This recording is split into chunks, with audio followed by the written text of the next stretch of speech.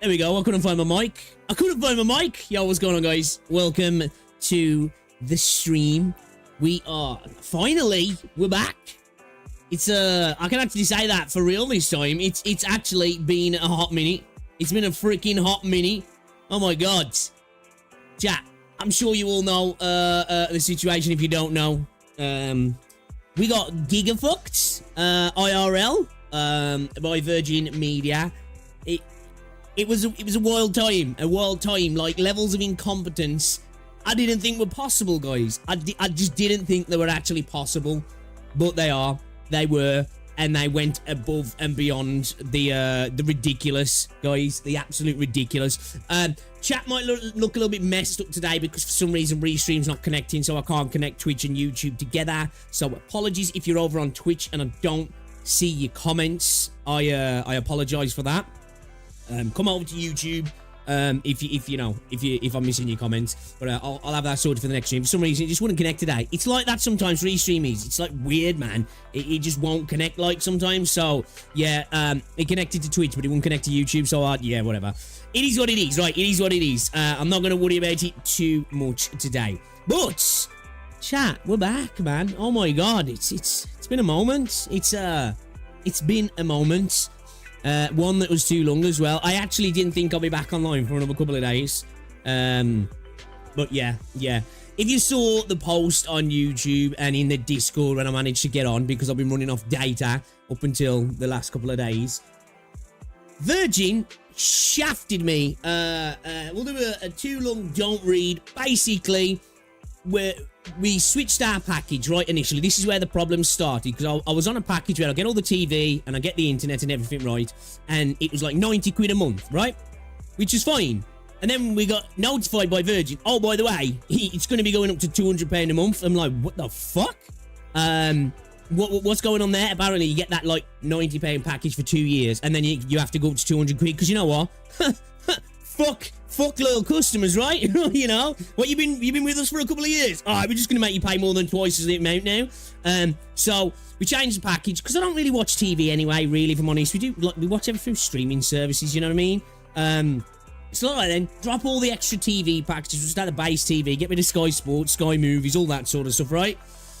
So it went down from like 90 quid to like 40 quid. Sweet. But what happens when you do that, right?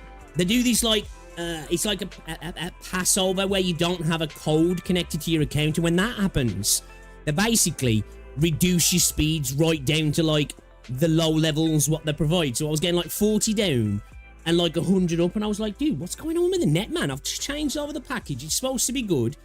So we ring them and they're like, oh yeah, the speeds look dodgy. Even though this is part of their system, the person on the phone didn't know that, so they send out an engineer. Engineer comes out, right? And he's like, oh, right, the speeds are a bit dodgy. And then we explained everything went on. He was like, oh, okay, what's happened there is there's not a code affixed to your account at the moment, so that's why you're getting these speeds. That should be sorted within the next, like, 12 to 14 hours, whatever. You know, it just takes a day or two for it all to, like, be put onto the new account, if you will. So, all right, sound then. And he was like, I'll tell you what, though, just to make sure you're getting the best speeds, I'll go up to the junction box and I'll switch you onto a different line.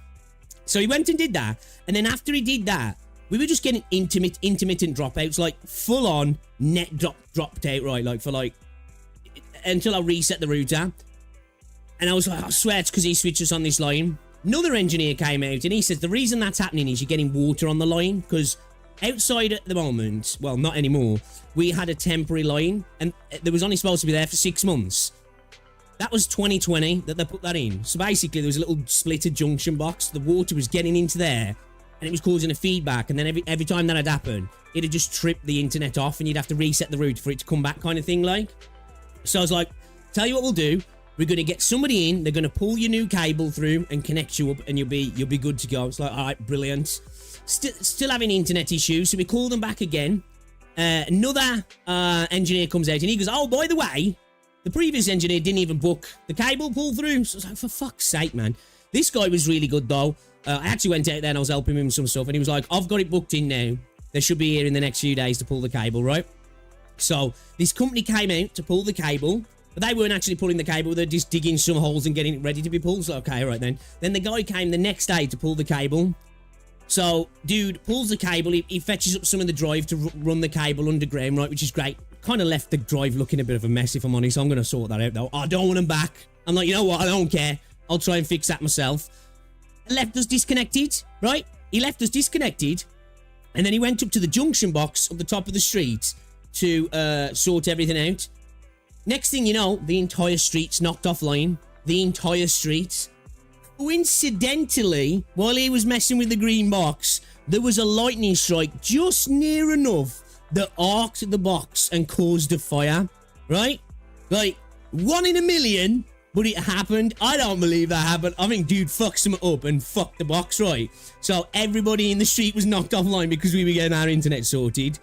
So he leaves and then left us disconnected. So we literally got our new cable and it's not plugged into the house. I got to the point where I was going to fit it myself, but it got like an adapter that we didn't have, like, because it was like because the old coaxial cable was different to the new one, and I was like, shit, I can't do this, so I had to put it all back in. And there we were being told that somebody wasn't going to come until the 10th, man. So I was out of frustration. I just cancelled my internet right there and then. Like, literally, right there and there. I was that annoyed. I was like, I don't want it anymore. I was like, I don't want to give these guys any more money anymore. Which was a mistake in itself, right? Because I tried to go with BT. Their internet speeds are okay, but the TV packages are trash. For the price that I'd be paying as well, it'd be more than what I'd be paying now for a better service, right? So I was like, I don't really want to do that, to be fair. I could go with this U-Fiber company that are coming around. They're offering like 7,000 down, 7,000 up, which is insane. Like, I can't find a review online anywhere that's not a paid review, right? All the YouTube videos are sponsored videos. They're AI, or they're like some people from not even in the UK, and I'm like, yeah, I don't trust this, right? This is BS. So I didn't go with them. Sky do trash internet, great TV. So we ended up, right, what we was going to do was like, right then, we'll get Virgin in Rose's name this time, and we'll get all the stuff as a new customer, so we'll have even more for cheaper. And they were saying, yeah, they couldn't come till the 10th.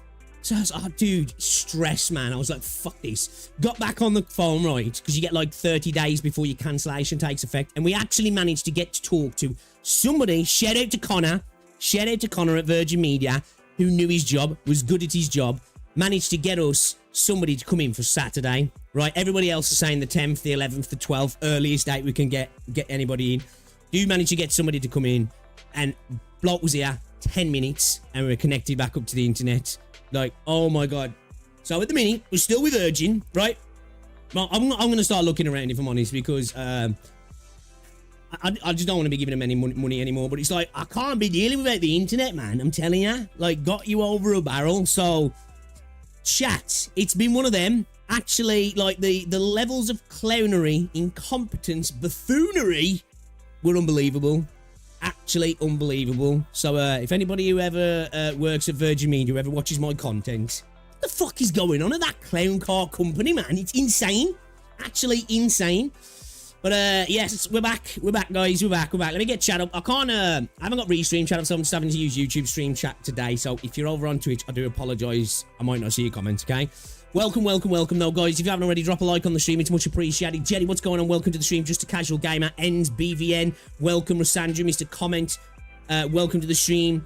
Knight, welcome. T, welcome to the stream. Kneecapped, how's it going? Kramer, welcome. We might need to start an agenda that Richard Branson hates AK and is sabotaging our nice streamers. Yo, Neo, what's going on, dude? Welcome to the stream. Cheese, hello. Welcome. Welcome to the stream, Zera. Welcome to the stream. How's it going? Shed, everybody in the chat. Yo, Blue Eyes, welcome to the stream. So, yeah, guys, shout out to everybody in the chat right now. It's good to see ya. Videos will be returning as well. We've got a few things to check out today, react to. We've got some stuff to talk about in the gacha space as well. Because, I've been MIA, man. And, some stuff's going to be happening, which we'll hopefully be able to talk about very, very soon as well, which I'm looking forward to. So yeah, we got some stuff to look at in the Reddits. We've got some stuff to look at over on Twitter. We've got some videos as well. If you've got any cool videos for me to check out, guys, any interesting stuff, Gacha related, Arknights related, or even if it's not, if it's just gaming related, or even if it's not gaming related but just kind of cool, slap it in the React Smash section on Discord, and we will get round to checking it out, man. We are going to continue with JT8-3 today. I must admit, I'm very disappointed as well with the internet being out. I haven't been able to practice. Like, I did a couple of runs yesterday. I'm still miles off it because I can't do it on the phone because it's one of those stages where it's just happening on the phone for me, right? So, I haven't been able to, like, do anything on the PC. Do you know what, guys? It was this bad, right? Do you know how bad it was? I was having to tether my phone to my PC via the hotspot and download, like, old games on Steam that were only a couple of gigs. So I've been playing, like, Final Fantasy 9, you know, I installed some of the old GTA games, stuff like that, you know, games that were, like, 2 to 10 gig. That's how bad that's how hard we were, guys. It's bad. I know, it's bad. Internet goes down for a couple of days and I'll lose my fucking head. You'll see, I've even moved my room around a little bit. You know what I mean? It was like that bad. Like, my room's moved around. Rose's setup's out now. You can't really see it. I'll try and get some pictures. I did put some pictures up, but I'll put some pictures up proper. Bookcases are there now with all Rose's books on. I decided to put the glass cabinet over there. Move some of the figurines out of it. Some of the Lord of the Rings ones are out. Got more space now. Rosie's setup's upstairs. Gonna get her all connected up soon. So yeah, more space in here now as well, which is lovely. Been able to move the footrest off the sofa as well. It's like behind me now. So yes, room feels way bigger. So that feels good. That definitely feels good. Rosie's got so many freaking books, chat. It's ridiculous. It's actually ridiculous how many books she's got. The grind must continue. Tallulah cooked him so hard he needed more. Bro, Tallulah cooked me so hard my neck went, man. I'm telling you. How hard has it been? Dude, it's pissed me off, I'm not gonna lie, because it's like a week, right? And I've had no progression in what I'm doing. We're gonna have to do it all today and tomorrow. I don't know how long it's gonna take me to clear this level, right? It's gonna be hard. It's good. This is a hard level. Like, a couple of times I've done it, right? I've managed to survive into the second phase of the boss where all the fire starts coming across the map. Because I didn't realise at first, the first few times I did it, I didn't realise that the units in front of the other units actually, like, protect the units behind them, right? So it's about keeping a couple of units there and keeping them alive to keep the healers. So when you're ready to go, you can bring everybody back in and start doing the thing. And then those fucking crystals spawn. I hadn't seen those before. It's a lot. Yeah, it was great getting back onto Final Fantasy, man. I had a blast. I'm not gonna lie. I felt something looked different. Yeah. I'm gonna get some blinds as well soon. I'm gonna get some blinds. I'm gonna get a little new little side table for Rosie down there to get a desk lamp on so she can start reading her books in here properly.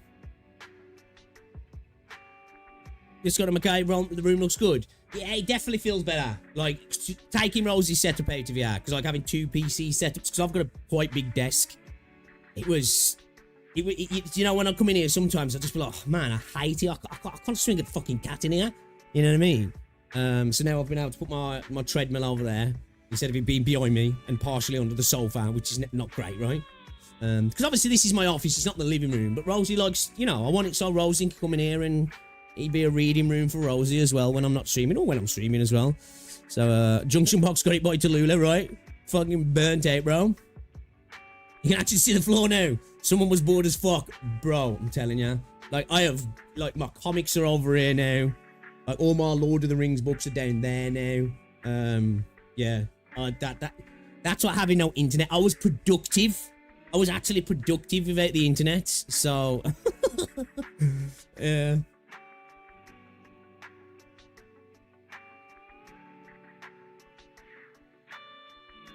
So yeah, been a eventful couple of days IRL. Back to training properly at the gym as well, which has been great. Really happy about that. But yeah, man, it's good to be back, chat, man. Not gonna lie. Yeah, it's not working, Renegade. Piece of shit, man. I'm having to use a normal chat. It wouldn't connect. It just does it sometimes. It's funny because what I do, I don't run the stream through Restream because obviously you get even more delay on the stream. So what I do is I connect the events to Restream, don't go live through Restream. So then that way, I just can I can get the chat. So it's a way of merging the chats without using Restream and getting that added delay. Sometimes it's just like nah, it just wouldn't connect today. I was like, you know what? It's first day back. I'm not going to be late because of restream. So yeah, it's balked. It's balked. Welcome to the stream, though, Renegade. It's good to see you. You finally clear the TOA. Hey, let's go. We're all fully. Fully.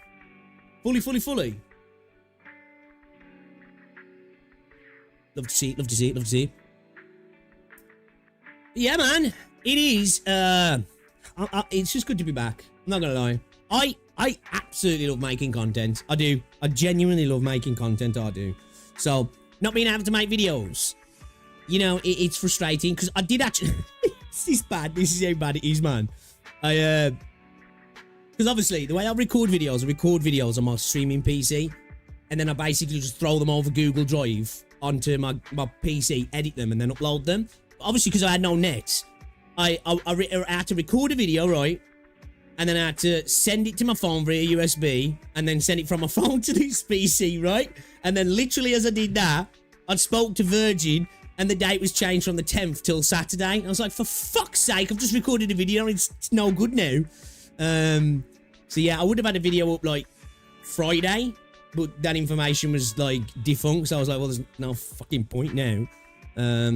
Oh yeah, as well, guys, gotta put it out there. I don't know how much it's actually affecting people. I think it's a bug. You've got this new restricted mode on YouTube now. Double check that it's not switched on your channel. I heard a lot of people were saying, oh, it's on by default. I don't think it is. I think that's a bug. So if it's on by default on your browser or your device, that's a bug. If you want to turn it off, turn it off. I'd suggest turning it off because you're going to miss out on a lot of content from your favorite content creators, right?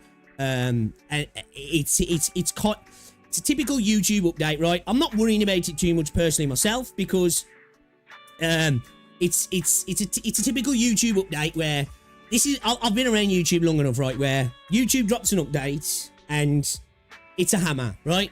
People get hit with collateral damage, and then they tend to fine-tune it over time, right?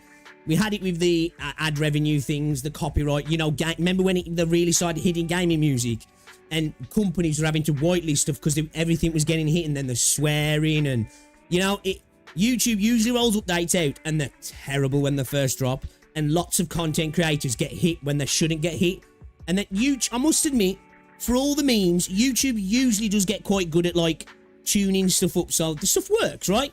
Most of the time. Now, obviously, there's some stuff gets through the net, but most of the time, they do tend to get it sorted, so I'm confident that over the next few months, that restricted mode, when it's on or whatever, will get better at, like, not hitting people, because it's weird. YouTube came out and says, oh, you can swear at the start of your videos now, but it won't affect monetization, but it might completely nuke the video altogether. It's like, bruh. Because it does actually. I switched to my second YouTube channel, right? And I put restricted mode on, and like my last 5 uploads just disappeared. Even like just things like talking about the beta for Enfield, talking about the Dodge controversy. Now, I don't know if the word controversy causes it. It's not perfect at the moment, right? It's not perfect. So check your browser, check your device, switch it off. If you're on a browser, just click your profile at the top, and then you'll see restricted mode.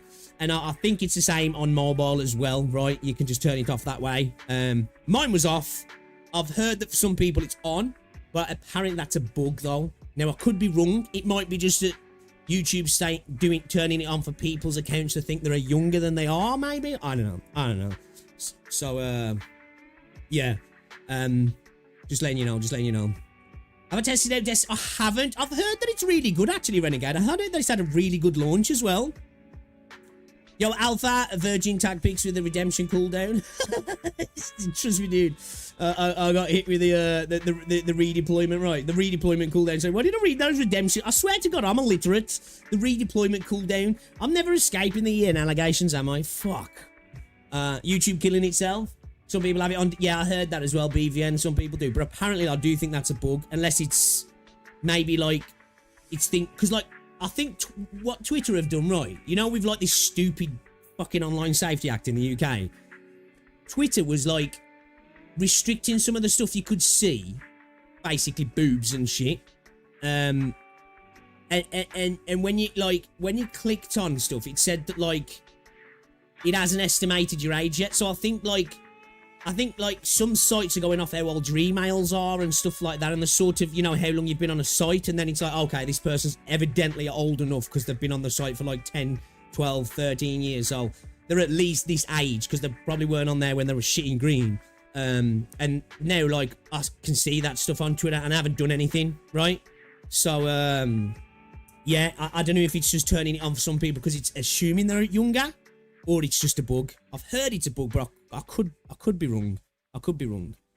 Yola Fasu, it was harder now. HV scale so much in basic one, so it's easier. What's going on, Crystal? I joined, and I mean, he will get better at not hitting people. It's the anime booty. Yours is off right now. Yeah, mine was off as well. Yeah, it was off for me as well. Destiny Rising is doing a grand slam against the original IP. It's got a lot of features that people ask for in the base game. That really, that is fucked if they've done that right. I'm gonna have to check it out. I'll have to download it. Cheese is on about it as well. Actually, he was saying one of his mates is really into it. That could be right. Actually, BVN, it might be that. It might be that. To be fair, you don't even have the setting. Are you sure? It might not be rolled out to everybody now. It might be like YouTube tends to do phase rollouts of everything, you know. YouTube are quite like dynamic in themselves, actually, in how they do tests. Like, even though YouTube is an American company, they don't always roll everything out in America first. Like, YouTube will have phase rollouts, like in just random countries sometimes. But they do tend to do like phase rollouts most of the time. So it's possible that some regions just don't have it yet. You know. Some people are saying that. So how does the gacha work then? So what's the deal with the gacha? How does the gacha? What is it? What is it? Cosmetic? Is it characters? Is it weapons? Like what is the gacha in the Destiny game then? Yo, easy. What's going on, dude? Watch more Nikkei so YT doesn't pull me over. Setting wasn't turned. BVM might be right. It might be. Everybody whose setting wasn't turned on, have you verified your age on your account? Do you have a verified YouTube account? It could just be a bug as well. But that is a good point to make. It could be that. But he got addicted in less than that. It's probably not a good idea for me to fucking play it then with all the games I'm playing at the minute. Yeah, it might be the case then. That actually might be the case, right? Interesting.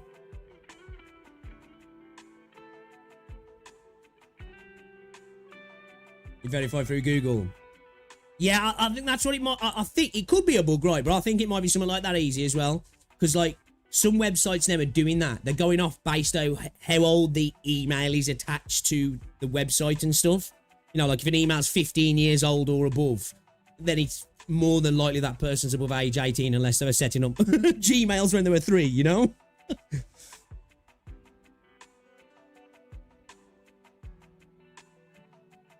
All I know is that the guarantee every time you get a 5-star and they make you need to pull is only 60 to hit PD. What am you pulling? What am you pulling for though? I'm not familiar with the work in the gacha, but normal Destiny 2 is really kind of hard to play without all the fucking DLCs and seasons. Yeah, man. Yeah. Cheesy's right. Unholy's right. If you haven't dropped a like on the stream, guys, drop a like on the stream. It's very much appreciated.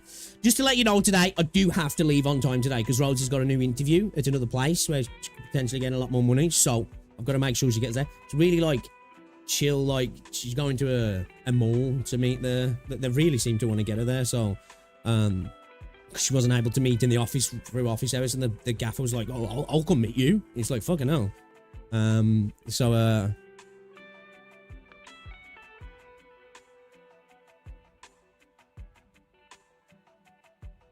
Yeah, I need to know. I need to know what you pull for a character.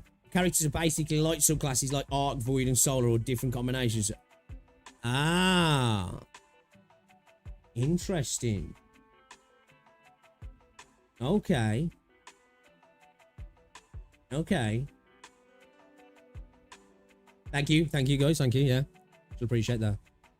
Yeah, like, it's more like there's a hope as well. Like, you know, if she gets offered it, then she can get to her work and say, well, I'm going to hand him a notice, because a lot of the times at her place, when people do that, some people are getting their wages doubled and stuff, and like she's really, really useful at the company. She makes a crap ton of money, so you know they might turn around and say, we'll match it and some, because she really does like what she does. You know what I mean? But she wants more money. And she like, you know, she can get more money for what she does and work less hours as well. So it's like, yeah.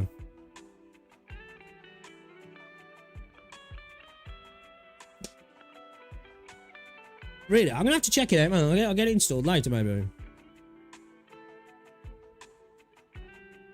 Lumina leaves.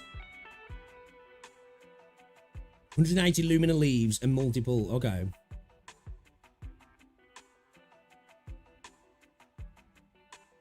They have the fragment system right where, okay, so there's dupes in it. So it's pretty much, so is there 50-50 guarantees? What we talking? Webcam looking wide at? Probably is blue, to be fair, because I've been messing with everything. Plus I've like changed my setup, so it probably is a little bit zoomed out. You know what I mean? We'll have to see on the next one, see if it's better. It probably is looking a little bit wider. We're a little bit zoomed out. There is no 50-50. Once you get a mythic character, you're guaranteed to get the banner on. Oh, I'm gonna have to look at it. Okay, sounds interesting. I'm here for it though. I'm here to. I love Destiny back in the day, right? If you can see, you probably can't. That's the ghost just there. The Dinklebot is right there, right there. You probably can't see it though because it's kind of far away.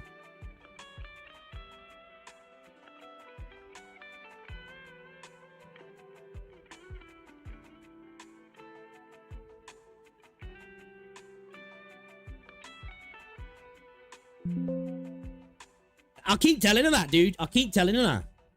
It's like when he comes into talking her to work, I'm like, you ain't got to be afraid to talk about stuff like that, you know. You think like that you're going to walk in and talk about when they're going to, oh, that's it, there, you sacked. Things called workers' rights, you know. Boy, yeah. Is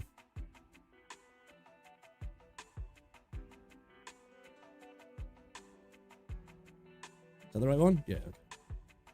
Okay. All right, and chat. All right, shall we have? We've got a couple of things to look at today. We've got a couple of things to look at today. Going on in the space. We got some stuff with Blue Archive. I'm a bit late to the Blue Archive stuff, I know, but you know, I want to talk about it because I thought it's kind of funny. It's actually kind of funny. A hacker really hacking a game, but like kind of doing like kind of, I guess, base stuff. Really, it's kind of funny. We got some stuff about Wuthering Waves as well, because there's been some kind of spicy drama going on in the Wuthering Waves space, right? Kind of spicy. So yeah, we're gonna have a look at that as well. Yeah, shout out to everybody in chat, guys. Appreciate you hanging out. Thank you to everybody who's back here today. You know, I've been off for like a fucking week, man. So that means a lot, man. It really does mean a lot. Systematic problems come from how systems work. You can just blame them on the individual performances. My wife is highly paid, even more so than some of her peers. It's all because she knows how to negotiate.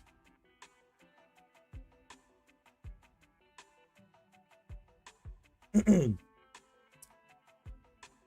pay gap itself, especially in the West, though, Crystal, it's a bit of a misnomer in the sense that when it's been the information's been gathered and archived, it's been gathered in such a way that kind of doesn't lend to a truth, in the sense that it's just a cross section of employees across the board. Hours worked, actual roles are not taken into account, and then it's just like, look at this, there's a discrepancy here, rather than actually taking in like for like jobs. You know what I mean? Because it's a simple thing, right? If you're running a business, you'd just employ women if you could get away with paying them less, right? It's just that the way people tend to, the jobs they go for, the hours they work, stuff like that. Now, I'm not saying in companies there isn't problems. Of course there is. You know, there's cross sections of issues right across the board, right? But a lot of the studies around wage gaps were, you know, they've been debunked because they were just bad studies, weren't they? Now, that's not to say that there isn't issues. It's just those particular studies were really poor studies. You know what I mean? Now, like, you know, somebody might come along and actually do really good studies and you come across and be like, okay, there's some issues here. But the studies that have been done so far have just been shit studies, haven't they? That have done nobody any favours, really. Anyway, let us get into the news, shall we, today, guys? I think this is really cool, man. It's a shame. I don't know if it's the community or the game itself, right? But it feels like whenever you mention games like Azur Lane and Blue Archive and stuff, right? It feels like the FBI is already combing through your computer, right? It's like, well, you know, you feel a little bit dirty, just especially Blue Archive sometimes. But this is really cool in Azur Lane. So they're showcasing their upcoming 3D explorable game mode, plus reveals of the Commander official design after 8 years without design, doodle form plus human form at the end. Which the fucking the Commander looks fucking weird as fuck. It looks trash, but it's kind of comical. I like it, but this is cool. I like it when games just do new things, right? I've only ever played a tiny little bit of Azur Lane. Is it good, guys? Is it worth dabbling? I don't know. But let's have a look at these, because this is kind of cool to see. So they've added in a little 3D environment with some chibis. I'm assuming it's just like a small little hub, right? You're probably not going to be able to do a massive amount. I'm not exactly sure what the game mode entails itself as well. But it's cool little thing, right? Cool little thing.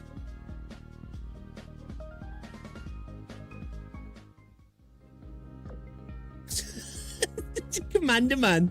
The Commander. I say it's trash, like, but then I'm looking, I'm like, I kind of like it, right? I kind of like it. So I don't exactly know what you're going to be doing in these areas, but I've already seen there's a lot of people saying, bro, my phone is not going to be able to handle this. So I don't know the scope in which this is going to be a thing, if it's just going to be a little throwaway, little extra.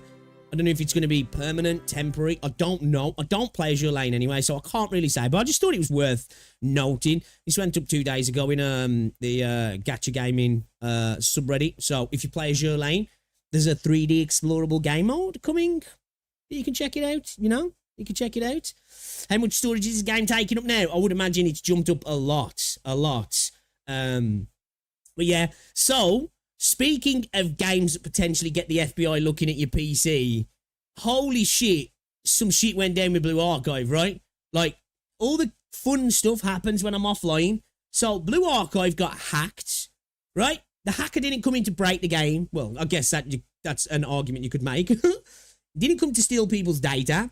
Didn't come to, like, you know, dox people. Bro just came for the memes, right? Bro just came for the memes, and it's got, like, it's got things, kind of, popping online, which I think this is just a joke. So everybody, where is it?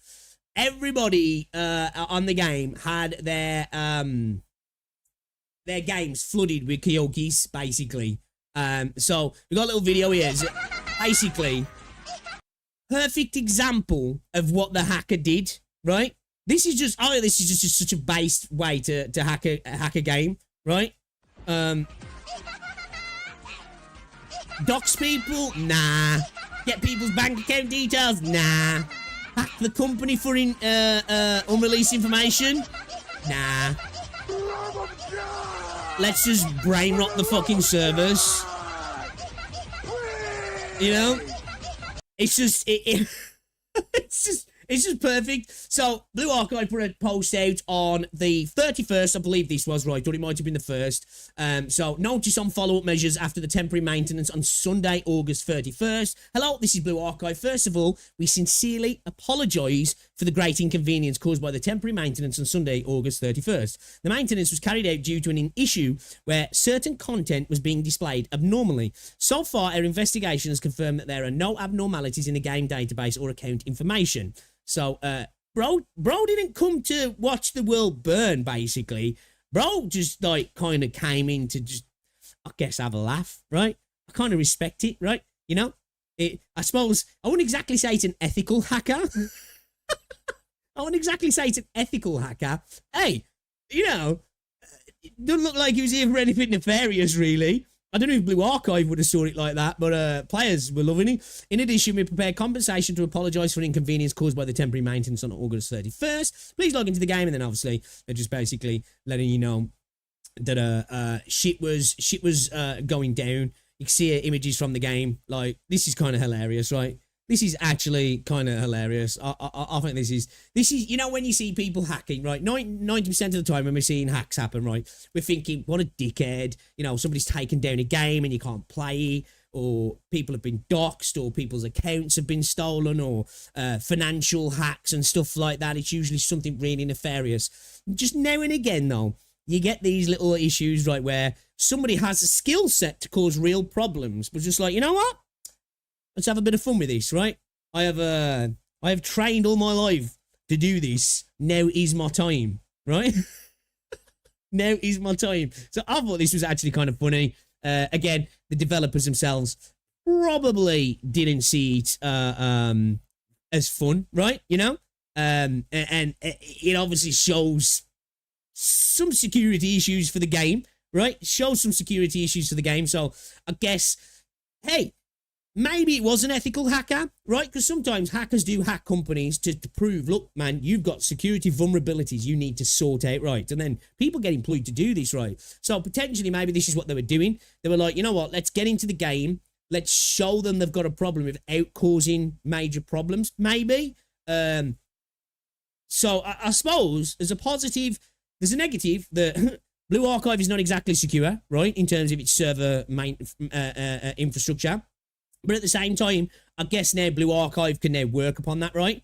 You know, and get things sorted. Nexon can actually be like, okay, we've got a problem here.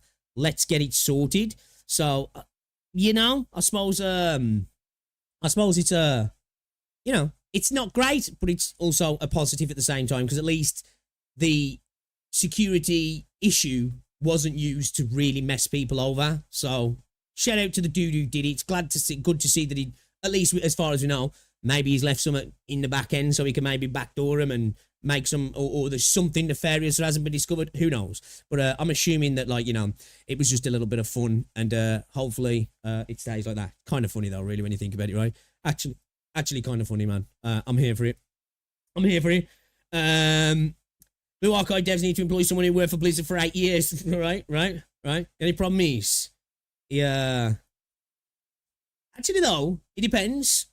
He'd need to know, can Blue Archive be ran on a smart fridge? Because if it can't, I don't think he'd want to take the job, if I'm honest, Renegade. That's concerning, though. Yeah, definitely, yeah. Kyuki Pink Gremlin's literally the best hacker in the... Oh, is she? Is she? That's kind of... Okay, I like that. You know what? Obviously, there's a serious side of it to it, right? You know? But, hey, it's kind of funny, right? It's fun, right? Back on. Alright, so yeah, I just got some more images here from that, basically, which yeah, it's fucking, come on, man, you gotta see the funny side of this, right? Gotta see the funny side of it. So we've got a fire seeding test for Ring of Fire, open recruitment CBT. Never heard of this game. Tried to look up some gameplay. I didn't see any gameplay. Ring of Fire as well, man. What a name. That's like a Friday night after a kebab and a few beers, right? Yeah, okay, there's an actual CBT for Ring of Fire, okay? So I don't know if we can really show this, though, because it's weapon data mine from the CBT for Azur Familiar. Maybe that's one to share in the Discord. Maybe that's one to share in the Discord. We got all the characters from Chaos Zero Nightmare game. I am very much looking forward to. I'm really looking forward to this game, guys. I'm genuinely really looking forward to this game. If you've got any videos you want to share in Discord as well, guys, React Smash, stick them in there. It's more than appreciated. We'll check them out. We'll try and get through these videos now. I've got a few up to date that we're going to get through. So if you've got any cool videos that you want us to take a look at as well, you know, hate the hacks are malicious. Hate the hacks that are malicious. Totally legit. The innocent ones laugh at. There's 24-hour speed run. It's innocent. Yeah. Hopefully, at least, anyway. Obviously, again, if you're working for the company and you make money from the company, you're probably not happy about it, of course, right? It's a bit of an embarrassing thing, but as you say, you know, when something like that happens, at least it's not somebody stealing important information, right? Right, easy. I'm telling you, bro. Like, this is like games I'm looking forward to the most at the moment, right? Enfield, top of the list. Enfield is top of the list, right? There's another game now I've become incredibly interested in. It's not a gacha game, but it looks fucking sick. Like, it's, oh my God, it looks so cool. Whether or not there's like scope creep potentially happening with it and it's never going to live up to what it is. It's called Beta Decay. Is it Beta Decay? Yeah, it's Beta Decay. And it's stylized like PS1 graphics. It almost looks like Metal Gear Solid 1 from the PlayStation 1. Oh man, it looks so fucking cool. You should definitely check it out, guys. Should definitely check it out. And Cat Zero Nightmare as well. Like, they're like the 3 most anticipated games for me at the moment. I'm really looking forward to those. And then obviously there's, you know, freaking Nanta and some of the gacha games and stuff like that. Like, you know what I mean? But they're like the 3 games that I'm really looking forward to. As of now, anyway. I know, Angry. It looks insane, doesn't it, Beta Decay? Oh my God. Right, my worry is, though, that it's one of those games that it's like you hear all these things and you're like, man, if they deliver, you know, it's just the worry that they can actually deliver because it's only a small team. Maybe even started off as just one dude. Yeah, I don't know how many people are working on it at the moment, but actually, whoo, looks insane. Can't wait for that. Really looking forward to that. And yeah, KR Zero Nightmare is another one for me that I'm really looking forward to. So yeah, we've got a couple of videos to check out here, guys, that people have popped in. New player impressions of Arknights upfront difficulty. We've got ranking every future 6-star operator. We've got Necras versus Virtuosa Waiforce. We've got, Terrastorium video as well, which I'm looking forward to. The most underrated factions in Arknights lore. Let's go. Arknights best worst operator. We've got some time. And then we've got the best 6-star operators in Arknights as well. We've got a couple to get through today. We are going to obviously play some JT8-3 as well. But I do want to, like, hey, look, I've been away for a few days, man. I've got to farm some slop, chat. I've got to farm some slop. And there's not really much going on in the space. I'm not going to lie. Like, everything happened while I was... before we get into that, guys, there is something I want to talk about. And it's Rover, chat. It's actually Rover. It is... So Rover, guys, the CN VA, a female Rover, she got fired? She gone? Dunzo, if this is correct. Anyway, she gone? So, apparently, if you look here at Woowa Guy online, this went up on September the 7th. So, she's been facing backlash. So, the female Rover's Chinese VA is facing cancellation after being linked to an extremist Hoyo group accused of organising cyberbullying and doxing. Victim claims she participated and even led some attacks, which is crazy. Like, if that's true, isn't she involved in Enfield? So we draw me so well, we're going to arrest Dragon Lady. CM Rover is actually saying VA for female Enfield. Right, I thought that was a thing, right? Is that actually a thing, Renegades? So, the female VA for Rover, for CN, has apparently led and participated in some malicious attacks to players in doxing and cyberbullying, which is actually insane when you think about it. Let me just take this image a second.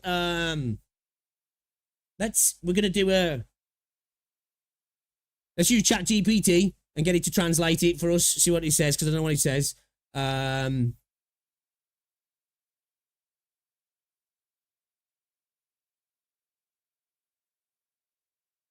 Because it's totally never wrong, right? It's totally never wrong. Here's to see what this says. Okay, so this is kind of crazy. Like, involved with an extremist group that's going after, like, Now, who are the victims? Who are the victims of this? Are they going after Wuthering Waves players? Or are they going after other Huyo players, or just people in general? Is it people involved with is it actually community members, gamers, or is it like, you know, other people who are working in the industry? So we can see in a follow-up tweet as well. After receiving complaints from players, Kuro has decided to replace the Chinese VA for female rover in future versions. Now, I would assume this is going to affect Enfield as well, right? Surely this affects Enfield. If she is the female VA for the Enmin, you would think that Hypergryph would probably want to distance themselves from somebody who's doing this sort of stuff, right? Because if this is correct, I remember a couple of years ago, right? There was a group of Huyo players who were going after like Arknights community members, right? I saw this in somebody posted this in Discord actually, and I was looking at it, and like the cyber bureau, whatever it is, a government body got involved, right? And I think potentially people were investigated and maybe arrests were made, right? So is the potential here that she's committed crimes? I don't exactly know the laws in China, so I'm not exactly sure how that's going to go about, but I would think that's really not somebody they're going to want to be involved with, right? So be really interesting to see what Hypergryph does about that, really, actually. Kind of crazy. Now, this is all alleged at the moment, right? This is actually all alleged. There's got to be, you know, there's usually, like, you know, smoke and all that. The fact that if this is true that she's been let go. Now, of course, this is only going off internet stuff and it's only a few hours ago, so we don't know if she has actually been sacked. But if she's been let go, then Kuro have obviously, I would assume, now, CN can move the markets really, right? In terms of if they get angry, companies have to act. But I would think they wouldn't fire if she was innocent, and they would like to come along and prove that she's innocent. So it leads me to think that maybe there's something to this. Now, other companies that are involved in her, you've got to assume that these companies are going to want to drop her, right? So are we going to see a recast for the female administrator for Enfield? Potentially causing a delay for Enfield? Maybe? How long has this been known about? So I did just put this into ChatGPT here, the image that we've got in Reddit here, and I'm assuming this is official. Don't quote me though, but I've got it to translate. Well, I've misspelled it, but whatever. Ignore that. Translast the text in this image. So we're going to translast the text in this image. ChatGPT knows I'm fucking stupid, so it's got it anyway. So the English translation: Wuthering Waves official announcement. Dear Rovers, after internal discussions, the project team has decided to change the Chinese voice actress for the character Rover female in future versions. Regarding the existing voice content, we will arrange supplementary recordings according to the update schedule. Please stay tuned for follow-up announcements regarding relevant information and implementation of the new voice content. Thank you to all Rovers for your continued support and understanding of Wuthering Waves, the Wuthering Waves project team. Now, this is really got to put a spanner in the works for developers, right? Because you've got to bring them in fast, which is a bitch, right? Because you might not get the best person, but just the most opportunistic person. I mean, we need to get somebody in. We need to get them in fast because we've got content coming. What do you do about previous content? You got to try and find somebody who sounds as close to the character, unless you're going to go down the route of re-recording all the old stuff, which I don't think they're going to want to do.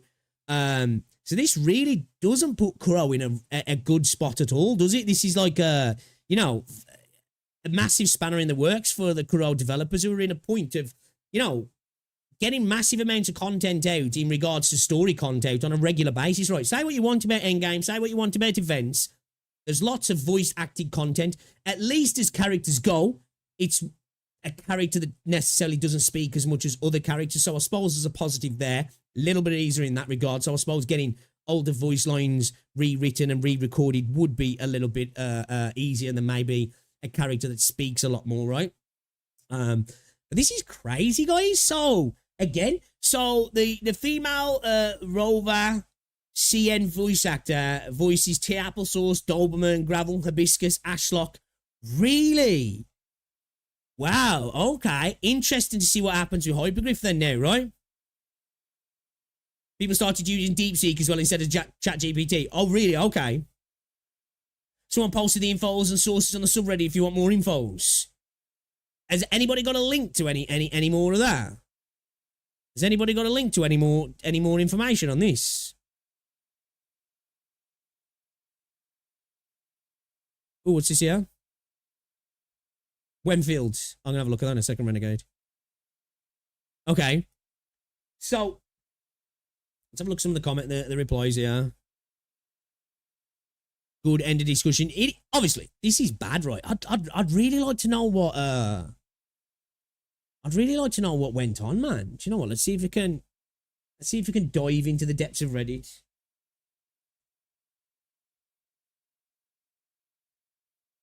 See if we can find out what she's allegedly done.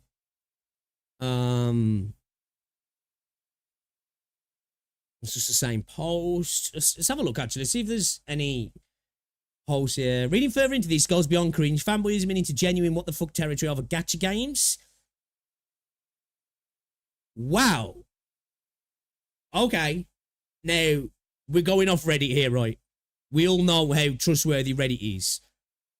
Seriously, it's ridiculous. I really wish everyone would stop to think for a moment about this. But look at this. Child labour, DDoS attacks, online stalking, one incited attempted self-deletion case. What the hell? Is it? This can't be real. I say that, it's Gacha. But somebody involved in working with the game? Like, what the actual hell? What is wrong with that? Okay, copy from someone I answered this morning. She was involved in the Raven group from Honkai Impact 3rd during 2019 to 2023. So I guess she no longer is there now. That's neither here or there, right? Their leader had already been arrested in November 2023. This group was also deemed as a criminal organisation before stealing illegal personal information. So she was involved with a criminal group, hiring kids with ages ranging from 10 to 12 to work for them from home, operating denial of service attacks, basically knocking people offline, to companies, mainly Sklan or Hypergryph. So she... Okay. So this is what I was talking about earlier. This is the same group that was attacking Arknights. So she was involved with the group that was attacking Arknights. This is actually fucking insane. I didn't think this was this big, actually. Okay. Right after the platform's launch in July 2023, harassing various individuals online, including from normal players, content creators, artists to game developers, so the whole thing. So players, CCs, artists, devs, and pushing their victim to commit suicide with one confirmed case of almost success. So somebody actually attempted to self-delete themselves and survived, I guess, right? Second entry, I'm assuming this is all just going to be a link to some CN. Oh, this is actual government information here, right? Can we not translate? Can we not translate? Oh, right, I have to run that through. What's it? The CCP's tracking me right now. Second entry, their activity has stopped from June of the same year. The police released this announcement at the end of the year as a report of their network cleansing campaign in 2023. Here's the Arknights community confirmation from back then as the community joined hand together with Hypergryph and third parties providing legal right. This was what I was talking about earlier, actually. I've actually got all of these images here in regards to Hypergryph. Like, this is all the Arknight stuff right here, actually, guys. I was running this through ChatGPT earlier, and then I noticed, oh, this is an older story. But that's probably why somebody shared this, because it's relevant to what's happening now with Wuthering Waves. So the Arknights confirmed it, joining together with third parties, legal rights to track and arrest them. Please just remember, this isn't just a gacha space tribalism anymore. Do not support them. They're criminals. Their words hold no values. Okay, yeah. Hypergryph, the gacha police. Damn. Hypergryph really does anything except for releasing Enfield. Okay, that's kind of funny. Damn, bro. So, what's this here? Dear Rovers, after the decision of the project team, we will replace the Chinese voice actor of the character Rover female in the subsequent version. Regarding the existing voice content, we will re-record... There we go. If this is correct, then that's answering the question I was just talking about there. Because if she's been involved with that, I don't want that on the game, right? You know? It's one thing if somebody quits because, you know, like a Paimon incident or whatever, right? Somebody's been striking for so long and it's just like, we'll replace them now.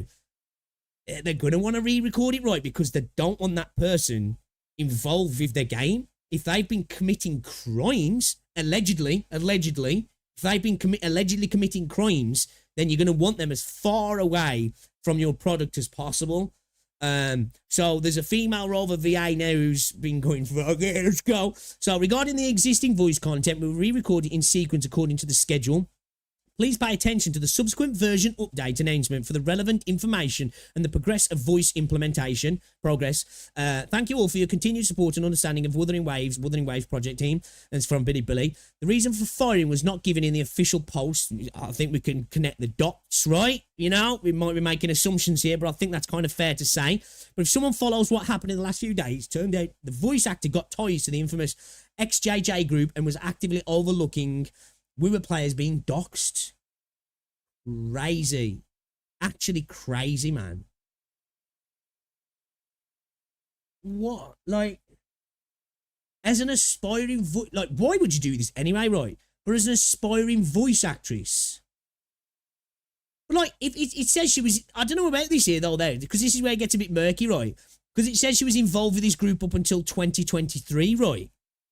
So... Was she actively overseeing doxing of Wuthering Waves players when the game wasn't out then? So, I don't know. This is where things get a little bit murky, right? Maybe she was involved after the fact. Maybe the dates, again, a little bit what's it there. So, whatever. But obviously, allegedly involved, right? Allegedly involved. The reason for, she made a very unprofessional apology post, not citing what she was apologising about, giving the bare minimum hopes to wash it away. Due to the above, both Wither players sent Kuro to fire her, and Arknights players are doing the same at Hypergryph. Because, man, Hypergryph and Wuthering Waves come together. She would have been the voice actor for female administrator. Yeah, Arknights players are like, fuck that! Shit, no way, bro. Not on my watch. Clarification, XJJ Group is infamous Jianju, aka Celestial Army Group that spin out of mainly Genshin Impact. They're known for harassment, doxing, and multiple other things, with some leading figures even arrested a while ago. Wow. So, bro, you know where we joke around and go, the old Genshin community is now part of the Wuthering Waves community. They're working for him as well? Fuck. That's wild. That's actually wild. Never beating the allegation that it's the Neo Genshin community. Never beating it, man. Holy shit. That's crazy. Wow. In that world, though, there's a group of people like looking to take down communities of other games. Actually ridiculous. A couple of months ago, there was another attempt at cracking down by the government on doxing and cyberbullying. There were notices posted on forums. I was browsing. Some of the toxic energy that you would see poured into political debates like you see in the democracies get used in... That's crazy, right? It's crazy that you do see that, right? You do see that in Gacha sometimes. Like, people, like, arguing like they're arguing politics, right? Like, it actually stokes people up to that level. What the sunk cost fallacy and sunk cost bias can do to a person. Genuinely, I joke around, right, and I say the gacha space never surprises me. This surprised me, bro. Like, what the fuck was she thinking? Now, she's obviously been working in Arknights for a while, right? So she's been a VA before she joined Wuthering Waves. Why would somebody involve themselves with something like this? Like, what sort of mental, like, tardation must you have to be like, I want to be a voice actor in this space, actively working on games, and then be part of a criminal group, allegedly, that's like attacking other communities? Shit. So potentially, yeah, this could lead to this could lead to you know, the delay of Enfield as well. She's not aspiring because she's a voice actor with notable roles. Yeah, okay. Well, I'm gathering that now, considering she's done other roles for Arknights.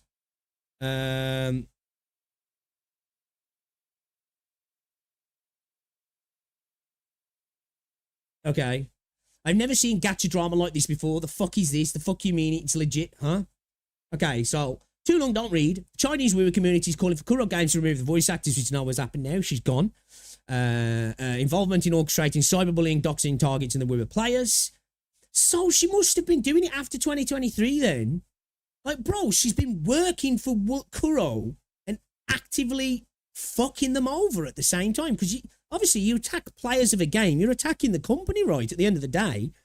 Basically, the voice actress for the female protagonist colluded with the Jianjia Jun to spread rumours and defame Wiwit players, resulting in Wiwit players being doxed and cyberbullied by Hoyo Shil and Jianjia Jun. According to the screenshots provided by a dox victim, the victim urged her to issue a public apology for her actions, but she initially refused, stating she has 600,000 fans, most of whom are also fans of Hoyo. Eventually, she did release a public apology, but it did not specify the reason for the apology. The who was she apologising to, or that any of the context nor did she mention the doxing from them. For those unfamiliar with the Jianjuan Jun, they are essentially the most extreme Hoyo supporters, the die-hard Hoyo shills who will go to any lengths for Hoyo, mostly by doxing and harassing anyone they view as an enemy of Hoyo. See, like, to me, we joke around by Hoyo shills, right, which I guess you can say they are. This is beyond that, though, right? These are people who are not necessarily fans of the game, in my opinion, or true fans. This is, you know, like when somebody says they love somebody, but they're just stalking them. They don't really love them. They're infatuated to a point where they are negatively affecting that person because their emotion overrides any care for them. Because if you actually were a fan of a company and supported it, you wouldn't do this because it makes that company look bad, right? It negatively affects that company at the end of the day, right? Mostly by doxing and harassing anyone who they view as an enemy of Hoyo. They're also recognized as a criminal organization by the Chinese government. That's insane, bro. With most of their leaders arrested due to the efforts of Hypergryph and the Arknights community. Base devs. Base devs.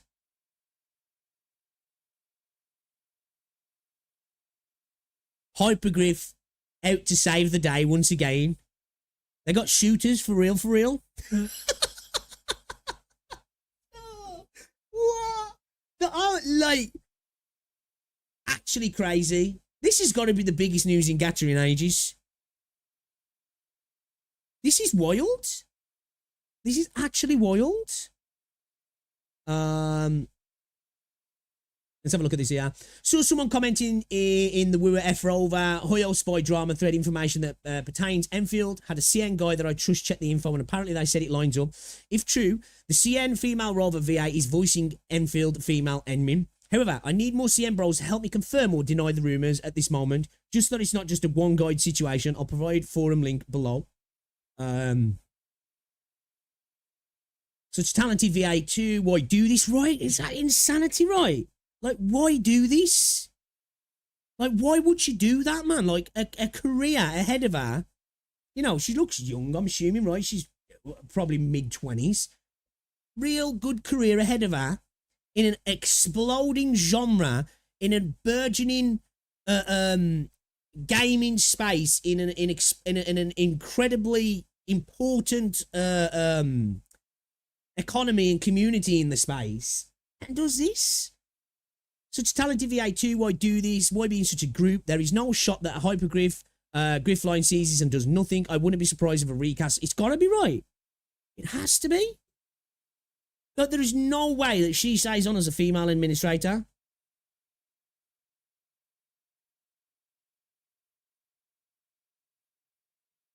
There's just no way, right? Like, if Enfield actively went after the... I mean, Hypergryph actually was like a big part in getting these guys done in the first place, and then they find out they're employing one of the masterminds. Like, like when you think about this, right, the levels, this is, man, somebody should make a film on this shit. Like, this is crazy. Like, the drama, you know, like one of the core components or one of the involved in doxing and trying to get people to self-delete in a criminal organization, then goes on to work for the company she was trying to destroy.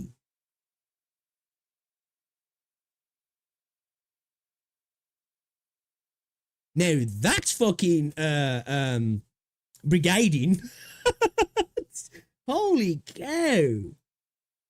Okay, so mobile games she was involved in, reverse chronological order, Spirit of the Instrument, Falling Star Lamb, Glory of the King, Arknights The End, female administrator. So she is voicing the female administrator in Arknights Enfield.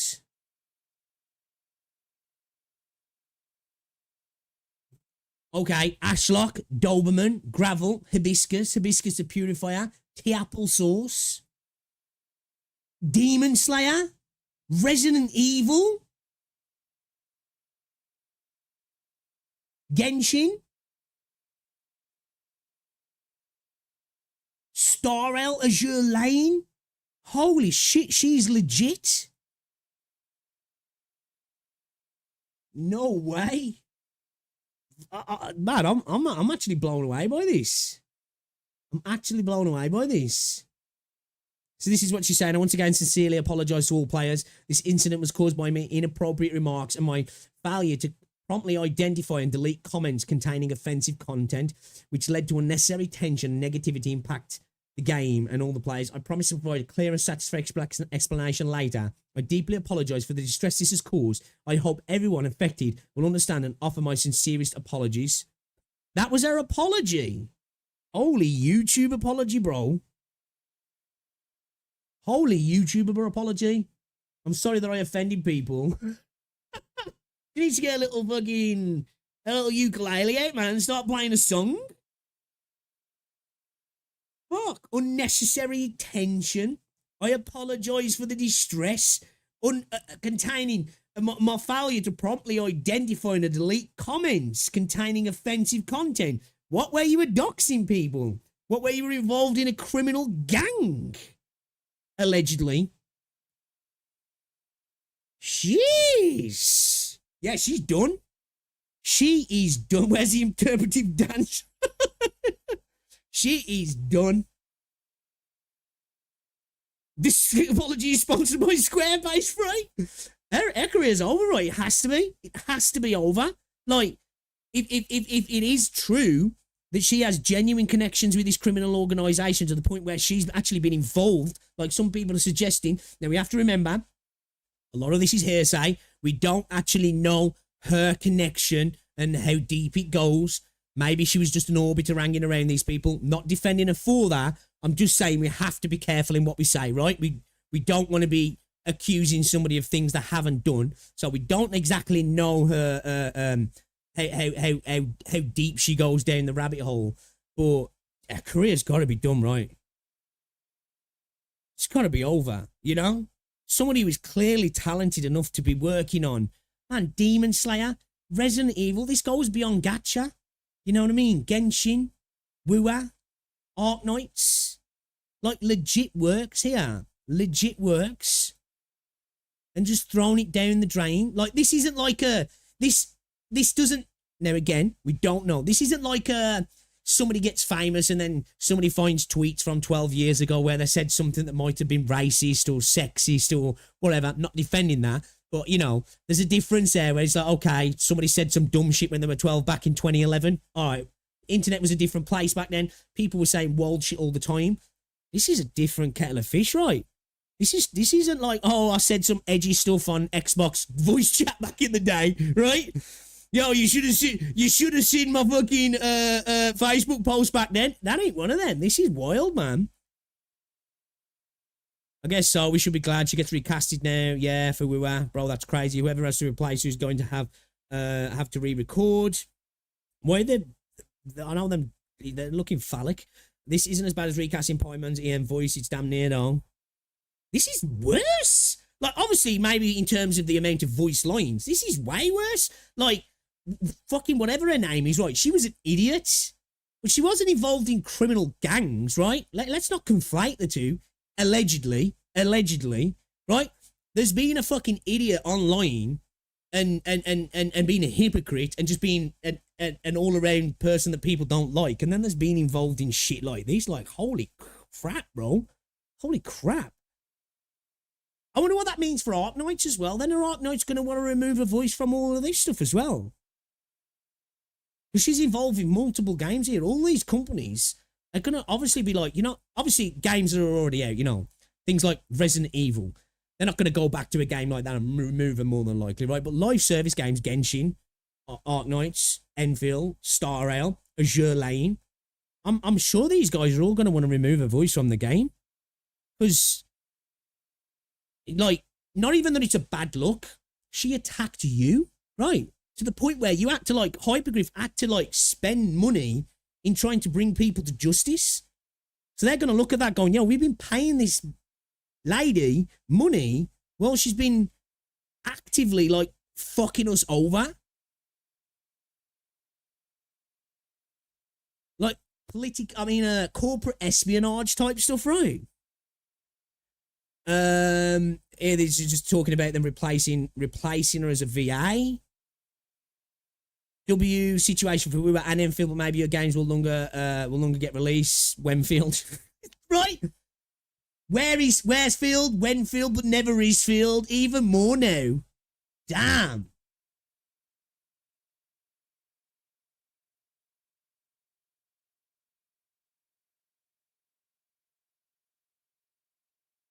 Holy cow. Actual scenes. Actual scenes, guys. What Enfield? Okay, alright. Okay. Holy cow, bro. Holy cow. Damn. So, this is going to affect a lot of companies. Genshin's getting affected. Azur Lane, Star Rail, Enfield, Wuthering Waves. Recasts across the board, I would imagine. Nobody's going to want to be involved with that. I would imagine if she's involved in all of these games as well, there's potential that she's involved in upcoming games as well. They're going to have to make decisions now. Her career is potentially done. You know, she's caused ripples to a point where nobody is going to want to work with her. And let's face it, the gacha space in terms of like voice acting is quite a close-knit community, right? There's a lot of people who work on a lot of games, right? Crazy. Actually crazy. Anyway, yo, we're going to upload this as a video, man. I didn't expect this, but scenes, absolute scenes, guys. I say, man, Gacha will never surprise me. I take that back today. It surprised me. This is levels. There's levels, right? And this is fucking... This is up there with some of the craziest shit I've seen in the space. What a fucking... Wow. All right. Wow. Crazy.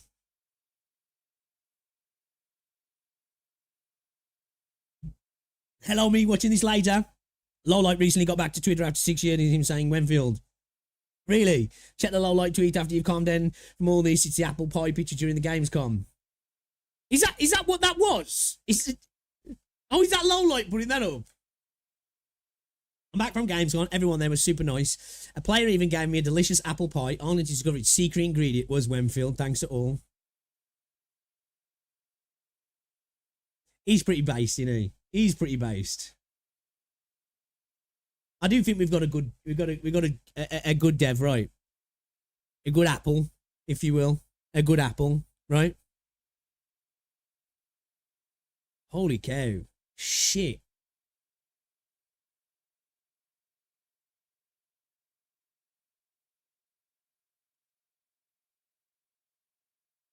I thought it was at first, you know, Neo. I thought it was a big ass waffle. Ooh. That's a spicier meatball. That is a spicy meatball, chat. I'm still digesting that. Like, it's like corporate espionage. Like, I feel like that could be made into a movie. You know what I mean? Could be made in... You know what's that movie about Facebook? You know, Mark Zuckerberg and the Winklevoss twins and all that sort of stuff and all that happened. Man, 10 years' time, we're going to see a film about these. You know? We're going to see a film about this. Shit. Crazy. Crazy. Damn, bro. Okay. All right.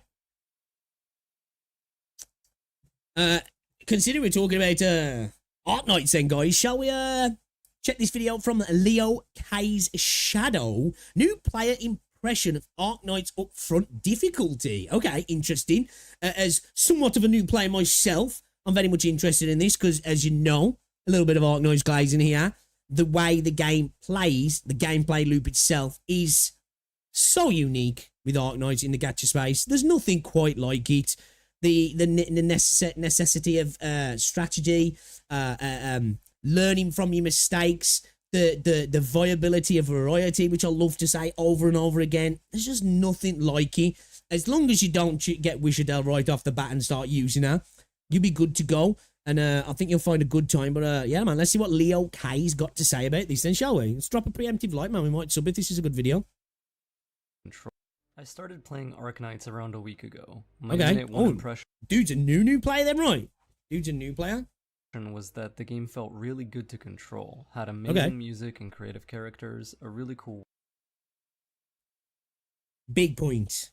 Amazing music, amazingly designed characters, art style, and just kit as well, right? World and premise, and despite its front-facing simplicity, I could tell there was apparent depth here. Is that better? Do you want to turn it up a little bit more? Upon playing for even just 1 hour, a soul-crushing amount of complexity whispered to me from under the surface. This may be one of the most difficult games I've ever played in my life, which if you're... Okay. Difficult games he's ever played in his life. That's a big statement. That is a big... I suppose, when you think about some of the content in there is some seriously difficult content in this game, right? You know? Like, whenever I ever think about difficult games, my mind always goes to PvP games like Valorant and CS, but like, that's always a ceiling that's controlled by the people you're playing against. The game themselves are not difficult, right? So you can't really count them in. An older or veteran player probably makes no sense. I've seen a bunch of videos online claiming the game is very easy. However, I've come to realize from starting and trying many new games over the decades I've been alive, what veteran players think of as easy or effortless is almost always taking their current knowledge pool and built intuition that probably took years to... Yeah, I've noticed that sometimes, and you know, I think a lot of people in this space are quite good at acknowledging, look, man, this player's new. They haven't got that accrued knowledge and wisdom of the game over the years, right? But you get some people who come in, they'll make comments. One, coming from the point of view having a massively built-up account, characters E2'd, modules, all this sort of stuff, and that accrued knowledge over the years. It is totally different for a new player, right? Coming into the game with a shit ton of stuff in the game, basically, right? What, 350 plus operators, insane mechanics, like continually evolving game design as well. Crew for granted. Things that cannot be conveyed simply to a new player, and which that new player can then immediately get value or observable success from implementing, are not easy. They're knowledge and tech that you suffered to learn over half a decade, and you've now forgotten what that suffering felt like. And you forgot what it's not. You forgot what it's like not to know, right? Forgotten how hard fought and hard earned even the slightest bit of improved understanding. You forgot the journey of learning. Arknights is fucking hard as hell if you're a new player, even if you have experience with adjacent genres and adjacent games. Being a Fire Emblem, Triangle Strategy, and StarCraft Brood War player all at the same time doesn't really help me grasp the fundamentals of this game, because it's so unique. Is he about to say unique from anything else that it really is, isn't he? Hey, look, we love to glaze.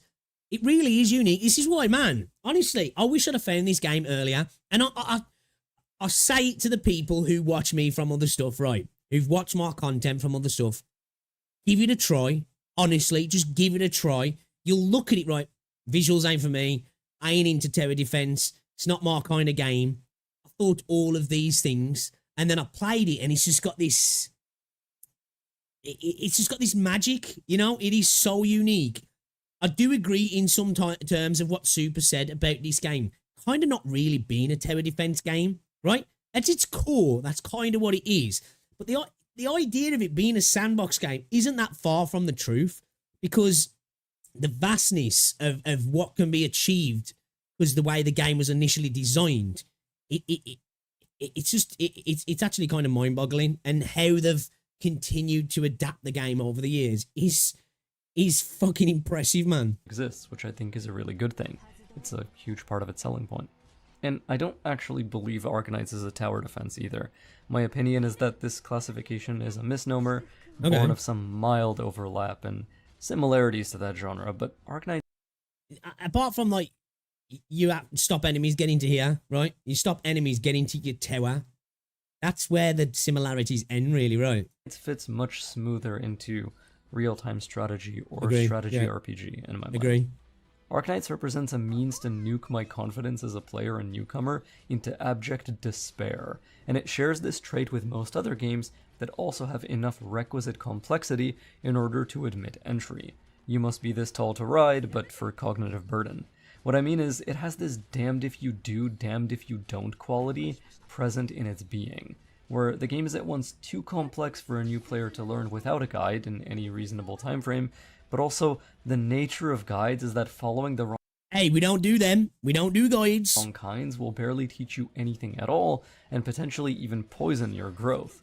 I have this cold sense inside my chest that the things I really need to learn in order to feel effective and capable seem almost kind of unteachable. There are mission clear videos I can find online, but after watching just one of those, I immediately had this sour taste in my mouth that felt awful. I didn't actually understand why those placements of units, and why those units in particular... This is, well, it's not the reason why I don't watch guides. I've had a self-imposed challenge, right? But this is why, in a sense, guides have kind of a bit of a limit in Arknights, right?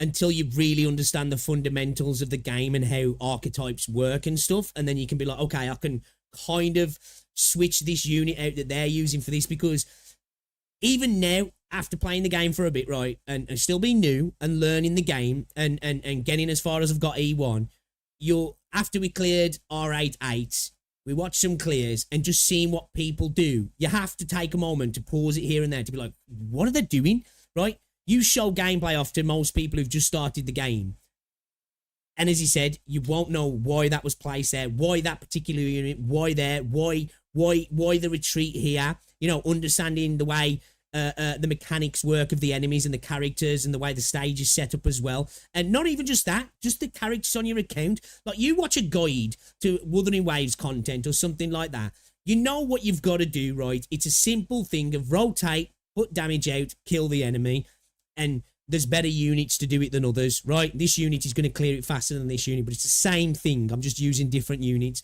With Arknights, this is why I love to watch clears of really difficult stages after I've cleared the stage, because there's just so much difference in how people approach the game, and it's really what makes Arknights great, is that, again, you can look at somebody clear something and be like, well, one, I'm not even sure what he's doing there, and two, even if you do know, you can't replicate it because your squad is different and it just will not work in that same way. You have to tackle it in a different manner, and it's a massive strength of Arknights. And why those timings of using them were winning, whereas mine and my ideas weren't. Arknights is a game where identifying what even was a mistake and how far back... Oh, brave, he's on 2 times. I like it though. So that nervous 2 times. He's clicked 2 times, but he's kept his mouse up there because he's like, I'm getting ready to turn it off. I know that feeling. Can feel depressingly ambiguous. There's so much to understand and so much information to process that it's impossible to realistically grasp as a new player what you should be learning and focusing on, and what's currently a waste of time that doesn't serve to bolster your foundation yet. You wouldn't think a cute little free-to-play gacha game would be capable of inflicting such an emotionally devastating wall on a newcomer, but you would be wrong, and a lot of the advice that seems to get circulated online feels difficult to make use of. Either there are assumptions that I have things which I don't, and players have forgotten how abysmally slow early game progression is. True. Like, I can only comment on the stages I've cleared, right? Because, you know me, no supports, no E2s, no watching people clear stages until I cleared them. So I don't have this experience of being like, right, I don't know what to do. Let's watch somebody else do it and see if I can replicate it. I've just seen people do stuff after the fact. So I'm seeing it from a different lens of, oh, this is different, rather than, I'm trying to learn. So I'm seeing it from a different point, Brock. I can kind of get what he's saying. Is when you refresh account, or there are videos that use cheap operators that beginning players are likely to have, but those videos don't seem to actually address any of the why or thought process behind the decisions shown. That's true as well, because a lot of the videos we have watched after we've cleared stages, they're no commentary videos, right? It's just somebody doing a bunch of placements that look really intricate, and there's no explanation of, as he says, why did I do this? What's the thought process of doing this? If you don't have this unit, you could potentially use a unit that does something similar for this very reason. So I think that's probably a fair point, actually. Because we've watched R88 clears, we've watched Patriot clears, we've watched, I think we watched some, did we watch any JT8-2 clears? I can't remember. I think we watched some Frost Nova clears, right? Trying to think of some other stage clears we've watched as well. You guys can remind me. Which makes him feel more like an insidious trap than anything else. Maybe I'm simply cooked, but I prefer to understand why my gameplay and my decisions are working or why they're not. Because that way I can be a little more ready for the next... I think it's necessary in Arknights. Again, with something like Wuthering Waves, you can just replicate it, right? Oh, okay, I need to do that rotation. I need to do this animation cancel. Bingo, got it, right? It's not quite the same with Arknights. You need to understand why, rather than just be like, okay, let me copy. Because otherwise, it's not... that's just not going to benefit you in the future, because something's going to be slightly different, where that reason for why will work, but you can't implement it right because you have to implement it in a different way, right? Next time something insurmountable arises before me again. I highly doubt this game is going to get any easier. So if I take the easy way out... Wait till you see the JT8-3 clears. Man, that's saying I can beat it, because I'm not going to lie, it's kind of fucking hard. It's like watching an esports game after doing the game in question, you know, saying much skill actually goes into it. True, yeah, true. Now, and use someone else's solution that works without being taught why it works, I can't really see that as anything but the catalyst for future trouble. This is very clearly an extremely good video game, not just for a gacha, but in general. And I reckon it even surpasses a lot of non-gacha games with its overall quality. But as a new player who just wants to learn and enjoy myself, Arknights kind of makes me want to kill myself. This video is sponsored by... Okay, alright, that ending's good. You know what? Agree, man. It really does. It really does, like, step out of the gacha space, right? Like, going back to Wuthering Waves, right? I think in terms of like the core combat and how fluid it is when you're playing on a good PC, or you're probably playing on console, right? It's good. Like, not just gacha good, it's good. Now, I must admit, I'm a little bit over rotation-based combat, and I hope we see more different stuff in the future. But in a vacuum, it's good to the point, like I say, where it's good for a game, not just gacha. Same for Arknights, man. And probably to a bigger degree, in the sense that it's not just good game design, it's the continuation of that game design, you know, the continual adaptation and addition of mechanics and smart kits. Now, I know obviously there's some kits that, you know, we know some of the characters where it's like, oh, okay, all right, you know, but if you avoid those, if you choose to, man, there's so much strategy and thought process that goes into the game. It's just, man, so good. But yeah, do you know what? I'm going to subscribe to this dude. I don't know what other content he's putting up, but I really enjoyed that video. And I agree wholeheartedly. I think it's a game that, guys, I'm a glazer of AK because I fell in love with it, right? I hate tower defense games. And when I first looked at this game, I probably thought the same thing as you. What the fuck is this? This looks shit. It's not. It's not. It might not be for you. Maybe it might not be, right? But try it, because you might find a new gem for yourself, because, oh, it's good, man. It really is good. It really is good. But guys, go check out Leo K's Shadow. For somebody who's only got 507 views, really, really good video, actually. Shout out to bro. I like it. 0 day without glazing on. Like, hey, I've been offline for a few days, man. We gotta, you know, the Witch King clear as well. Yeah, Kazi, yeah. We got to get a little bit of excess glazing in chat. We've been off for a little bit, so we have to do it, right? We have to do it. All right, should we watch this Terrastorian video then, chat? Because we love a little bit of Terrastorian here. They make amazing videos and definitely deserve more views because they are putting out some top tier content. I cannot wait for hopefully the Enfield content that they start to create. That's if the Rover situation hasn't caused a delay to that. The most underrated factions in Arknights lore and why they matter. All right, let's have a look. We like a little bit of lore because in a world like Terra, it's it's right for the picking, right? And welcome to Terra Historian, the channel where we cover all aspects of Arknights' lore. All right. In this video, we'll be talking about some of the underrated factions in Arknights. We've all come to know the major factions that we've come to interact with, like that of Rhodes Islands, Penguin Logistics, and Rhine Labs. But there are plenty of lesser-known groups that I just noticed as well, it's half a cup of rice, right? Are we doing a switch between now? We're going backwards and forwards between the two narrators. play a role in I'm okay with it. ever-expanding universe. So in this video, we'll take a look at some of those underrated factions, learn a little bit more about who they are, and how they relate to the rest of the Arknights story. First introduced in the Heart of the Surging Flame event, Alive Until Sunset is an all-female heavy metal band signed with the Monster Siren Records label. Their members consist of Alti the bassist, Aya the vocalist, Dan the drummer, and Frost the guitarist. Although the band members I didn't even know about this, chat. I didn't even know about this. That's another thing with Arknights as well. I'm continually, obviously I'm new to the game as well, but like the amount of times I'm like, bro, what the fuck is this? When? How? I don't know about this. Okay, all right, I'm here for it though. 2 seconds, I'm just gonna let the dog in.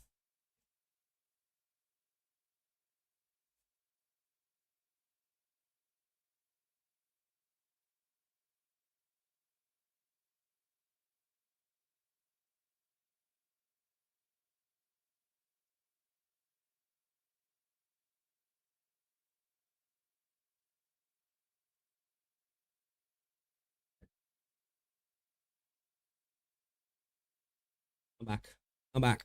There's a lot you don't know, Mr. Streamer. This is true outside of Arknights as well. This is actually true. There's lots I do not know. are all seen as Aegirian. They are actually Farinmonks, who had left the ocean and took on human forms due to the Seaborn's expansion.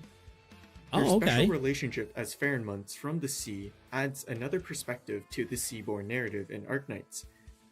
Part of the Surging Flame gave us a brief glimpse of what the Seaborn were through Alti's perspective, describing them as fundamentally different from regular Aegirians, and questioning how the Seaborn came to be directly to Kaltsit.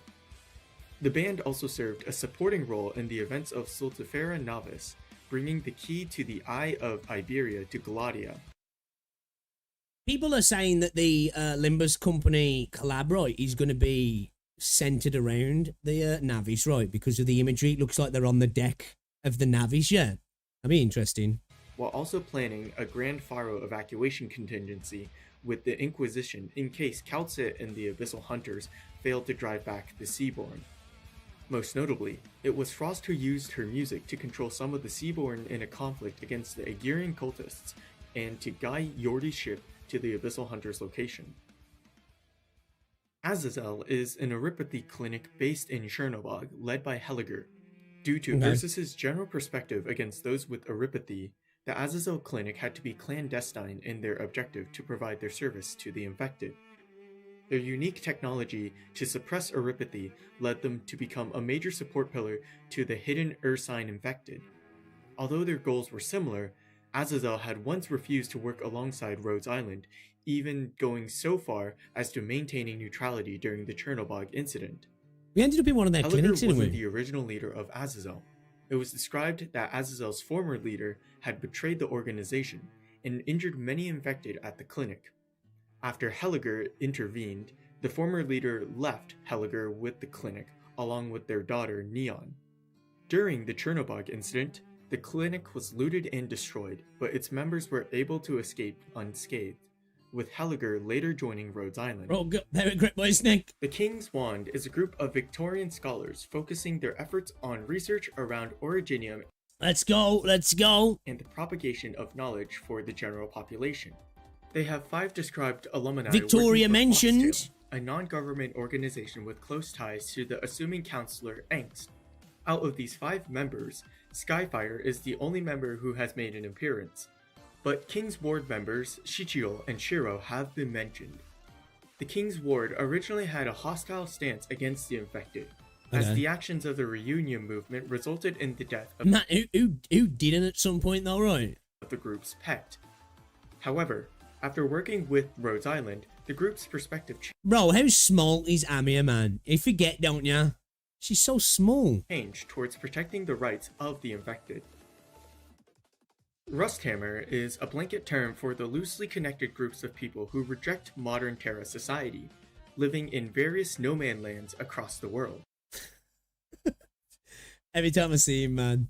Every time I see him. Originally condensed to the frontiers of Colombia, the faction has since spread to Victoria and Casimero. Man, she's just 14 yet. She's just Believing really that short modern though, isn't she, as society well? has weakened the Terrans and only caused divisions. They generally seek the destruction of any symbol of civilization. Equality, in, as baby. the Rusthammer faction believes, can best be brought through violence.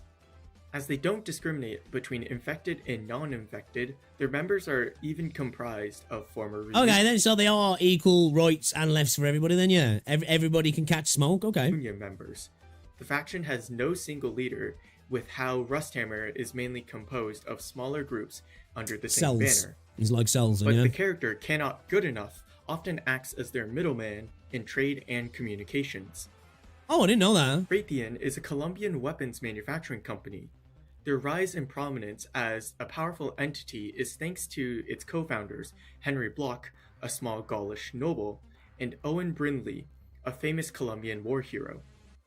It was thanks to Henry's expertise and Owen's public influence that their influence grew to the size that it is today. Currently, Raytheon is led by Owen's son and Jessica's father, Bernie. Their current long-running collaborations include that with Blacksteel and Rhodes Island, with some operators such as Glossus and Coriseum acting as weapon testers for the company. The first 3 operational platforms of the Rhodes Island landship were designed in cooperation with Raytheon.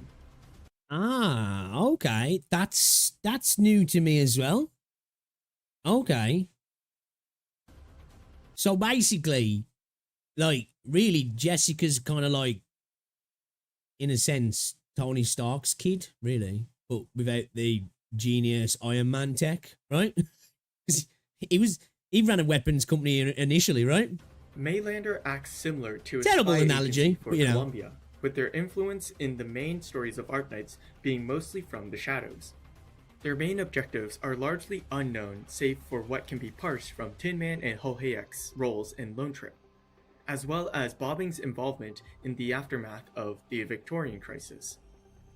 Maylander was founded by Celine Maylander, a Colombian pioneer who Tin Man befriended in the past.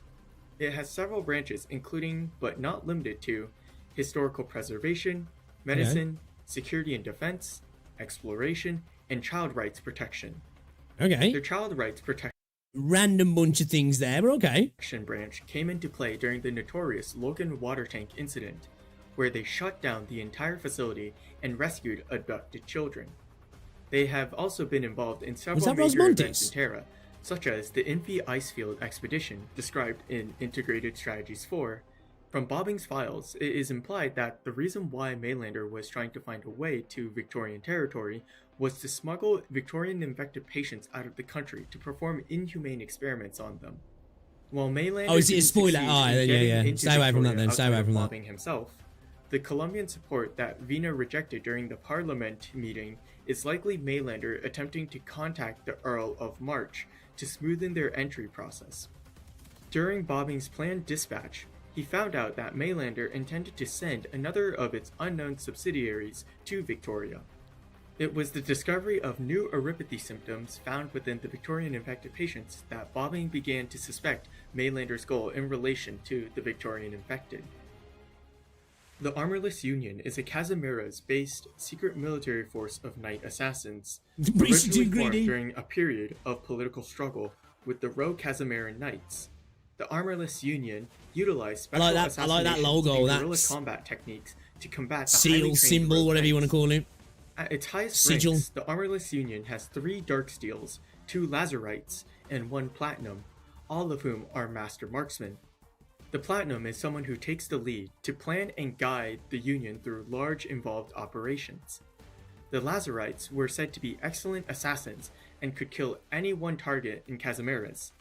Dark Steels were a step above, with not much known about them outside of their terrifying presence within the event stories. Okay.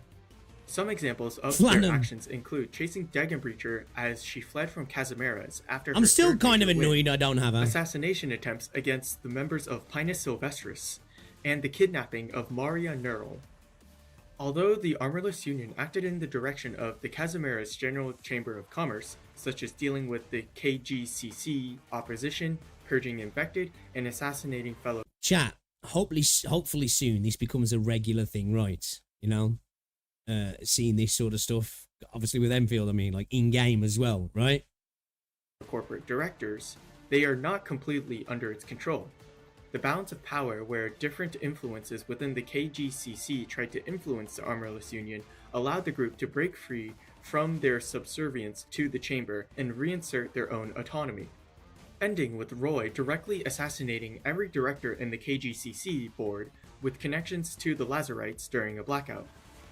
The Operator Platinum is our gateway into the Armorless Union, inheriting the title of Platinum after her predecessor was assassinated for attempting to flee the Armorless Union's influence. It's such a cool trailer. She Yo, what's up, new herself type? participated in many of the Union's activities, including in an assassination Crystal, attempt on the Doctor of Rhodes Island.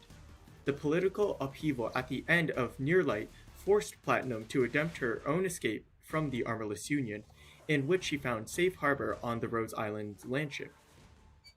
Oh shit, sorry.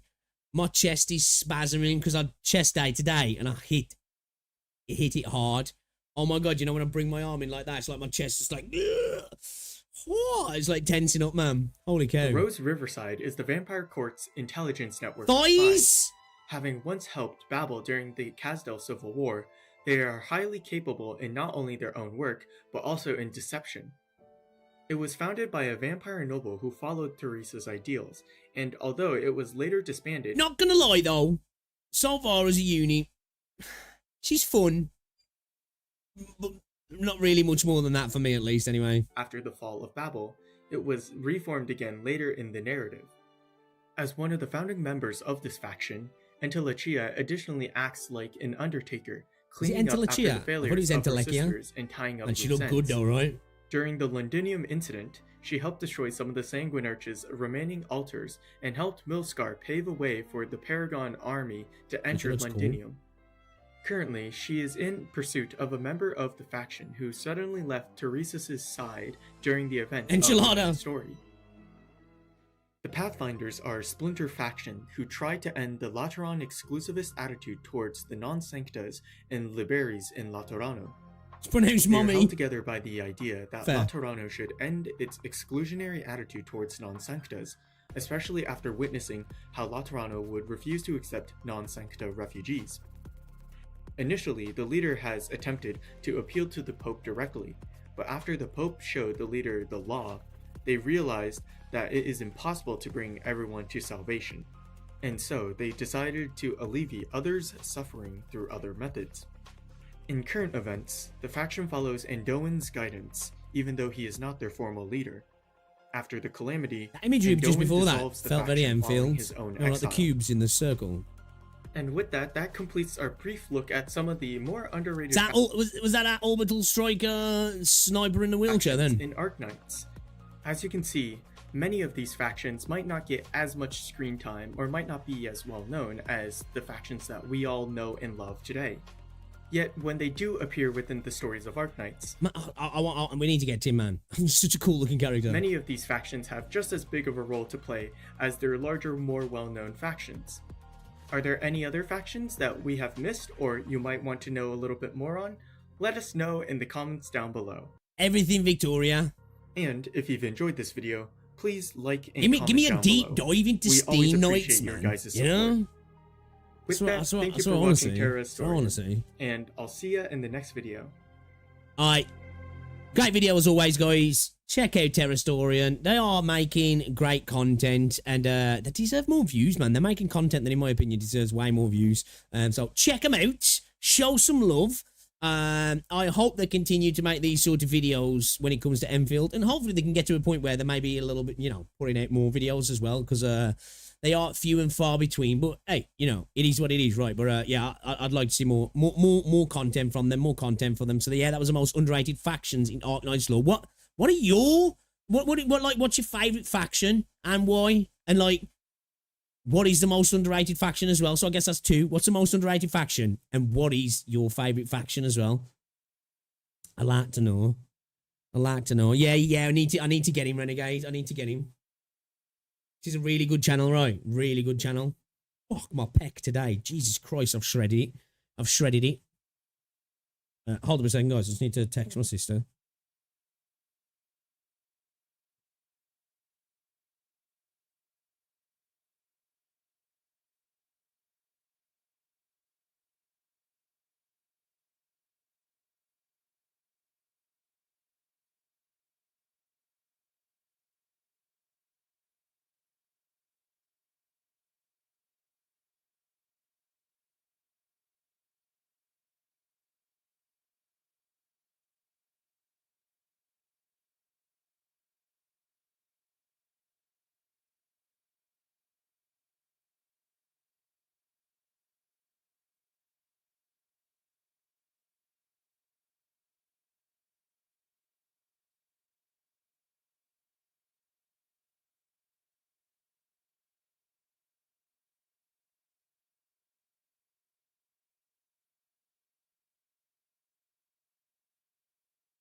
You, Star Ale. A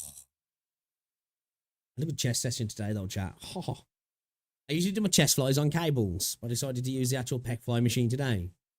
And, like, I ain't used it for a while. Probably shouldn't have the full stack on. Like, fine, like, you know, bro. Oh, man, I'm feeling it's a good burn, though. It's a good burn, you know. It's the good burn. The burn you live for. It's the burn you live for.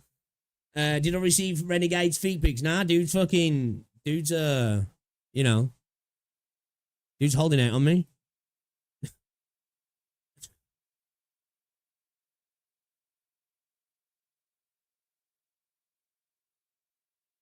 No, Renegade.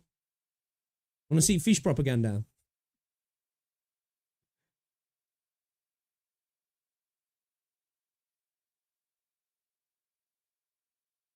Is he in a good spot at the minute? Is it easy?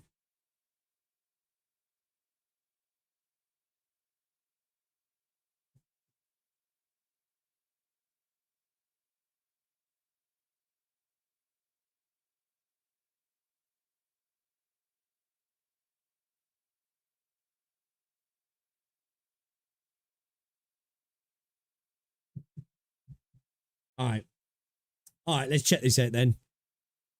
Let's have a look at this. Arknights best worst operator.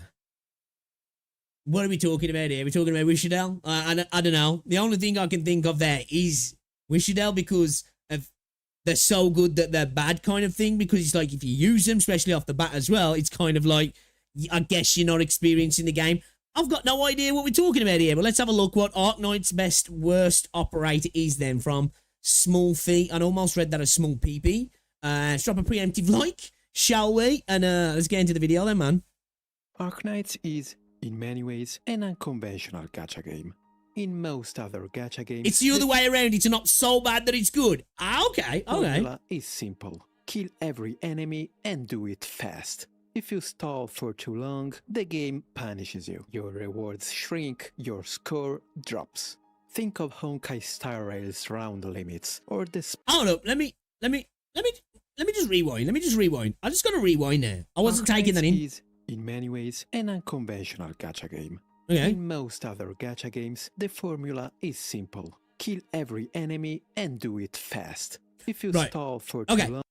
I had to stop that there, because when he said if you stall for too long, the game like punishes, I was like, that's not really Arknights, so is it really? He's okay, alright, he's making sure that we get that. He's not actually specifying Arknights there. I was like, okay, wait a minute.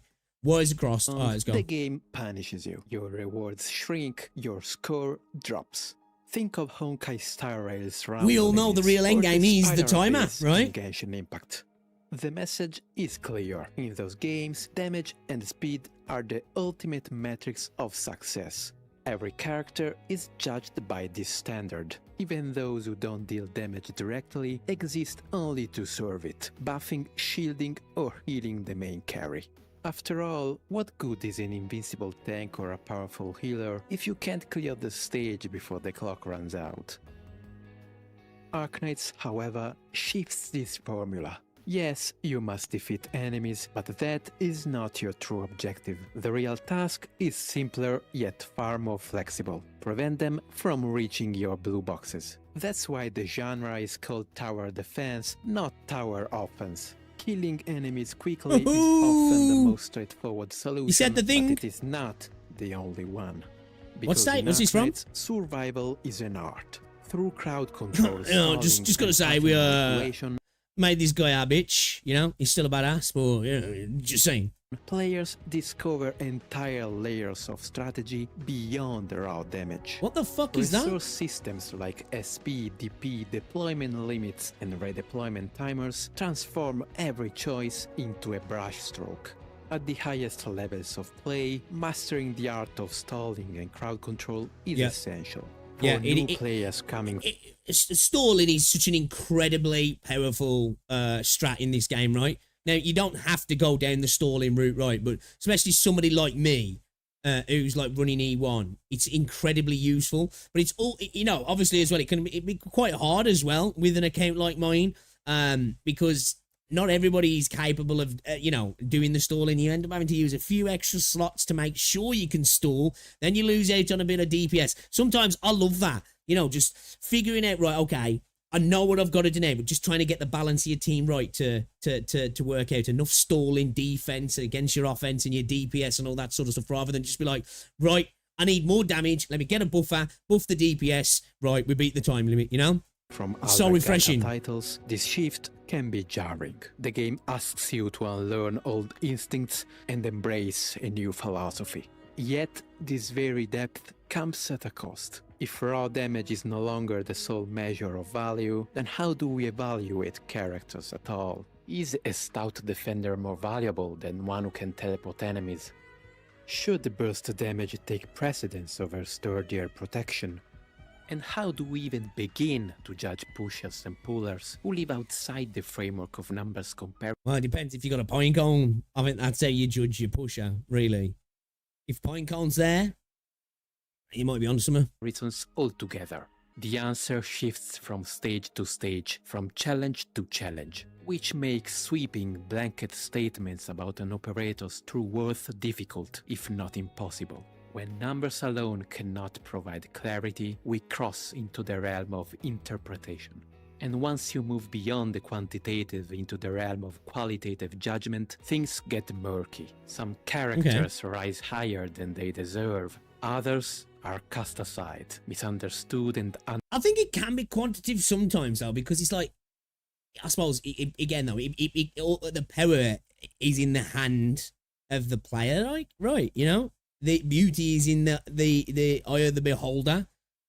Again, guys in the game again, that's what I love about it, right? It's not just, obviously there's optimal, right? There's always optimal.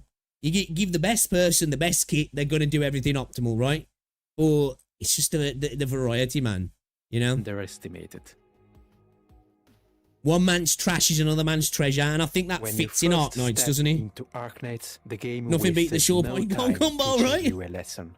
Defending your blue boxes, holding enemies at bay, these aren't just for show. They are the foundation of every strategy worth its salt. So you learn to guard your blue boxes with layer upon layer of operators. And you start to convince yourself that sheer fortification is the key to victory. For a while. Yeah, early on it does, right? Numbers, lots of numbers behind, and we're good to go, right? It's like when I first started to learn that, oh, wait a minute, that's not always the best way to do things, right? And then again, like we've seen some clears of some people doing some stages after I've completed a stage, right? And you've seen people play it in such a way, and you're like, damn, man, you know, once you start to learn a character, how you can you can really like ease up on those numbers and the bottlenecks because you know you can rely on the character doing the job kind of thing. It works. The strategies feel airtight, even brilliant. And just as you begin to think you've cracked the code, the game throws at you its first Spreads your cheeks. Stage 1-8. Its name is Crown Slayer. Crown Slayer ignores your blockers. With a single dash, she slips past your carefully laid defenses, and in an instant, everything you built collapses. Yeah, You remember that soon first TP? I was like, what you've the made fuck? 2 mistakes. First, you didn't bother to read her mechanics. Second, you believed Okay, I'm feeling attacked. you had already solved the game, when in truth, it had barely begun. This is what makes Crown Slayer remarkable. From the very start, she exists to overturn your assumptions about Arknights, about operators, about strategy itself. Stage 1-8 offers a lifeline, a stun generator that halts air movement just long enough to take her down. But more than that, the stage offers a revelation. It opens your mind to the broader strategic canvas Arknights is painted on. The moment you grasp it, the game unfolds into something entirely new. Fast forward to November. Very first time I saw that, I was like, I think that was when I started to realise that Arknights is different in that regard. Because I can't remember who shared it. There was like, check out like this push-pull stuff. And I saw that and I was like, oh, okay. Yo, these games, there's a little bit of summer here, right? First, 2024. After more than 5 years as a villain, Crown Slayer finally steps into your roster as a 6-star operator. Hypergryph places her in the Executor branch, home to giants like Texas Diumertosa and Kirin Yato.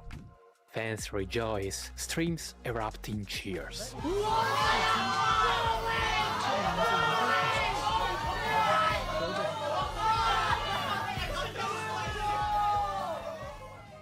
But then her kit was revealed. Crown Slayer was not the destructive storm many hoped for. Instead, she emerged as a support-oriented executor more akin to Kafka than Yato. And even that utility felt uncertain.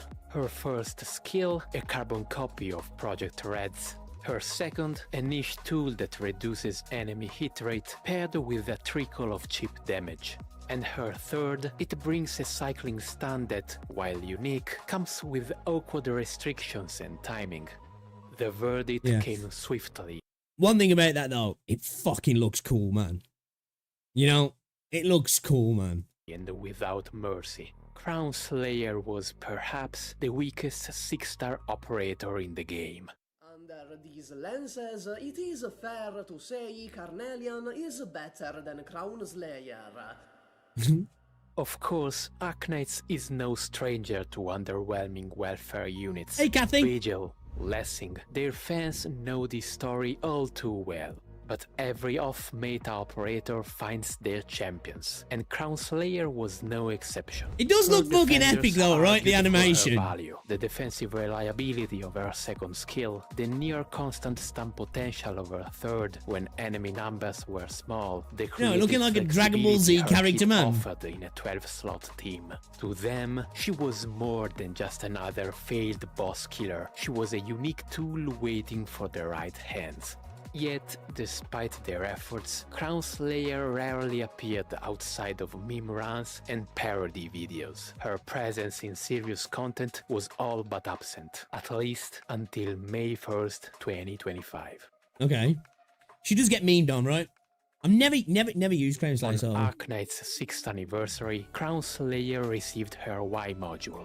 It was clearly crafted with her third skill in mind. Among other tweaks, it extended her stun duration from 4 seconds to 6. I really like that in Arknights as well, you know, with the modules. How they can really turn a character that might be either really niche or just potentially... Because at the end of the day, developers are humans, right? They make mistakes. And maybe they design a character in such a way, but the game moves on from the character, or the character just kind of was a bit of a misstep. Now, I'm not exactly saying that with Crown Slayer, right? I'm not specifically talking about Crown Slayer. I'm just talking about characters in general. Like the modules can really come in and turn a good character to great, bad character to good. You know what I mean? A great character to amazing. It is a really cool thing, like, you know, and it's good to see that they actually do bring modules in with that in mind sometimes. With this change, Crown Slayer could now maintain an 18-second group stun, so long as no more than 3 enemies stood within a range.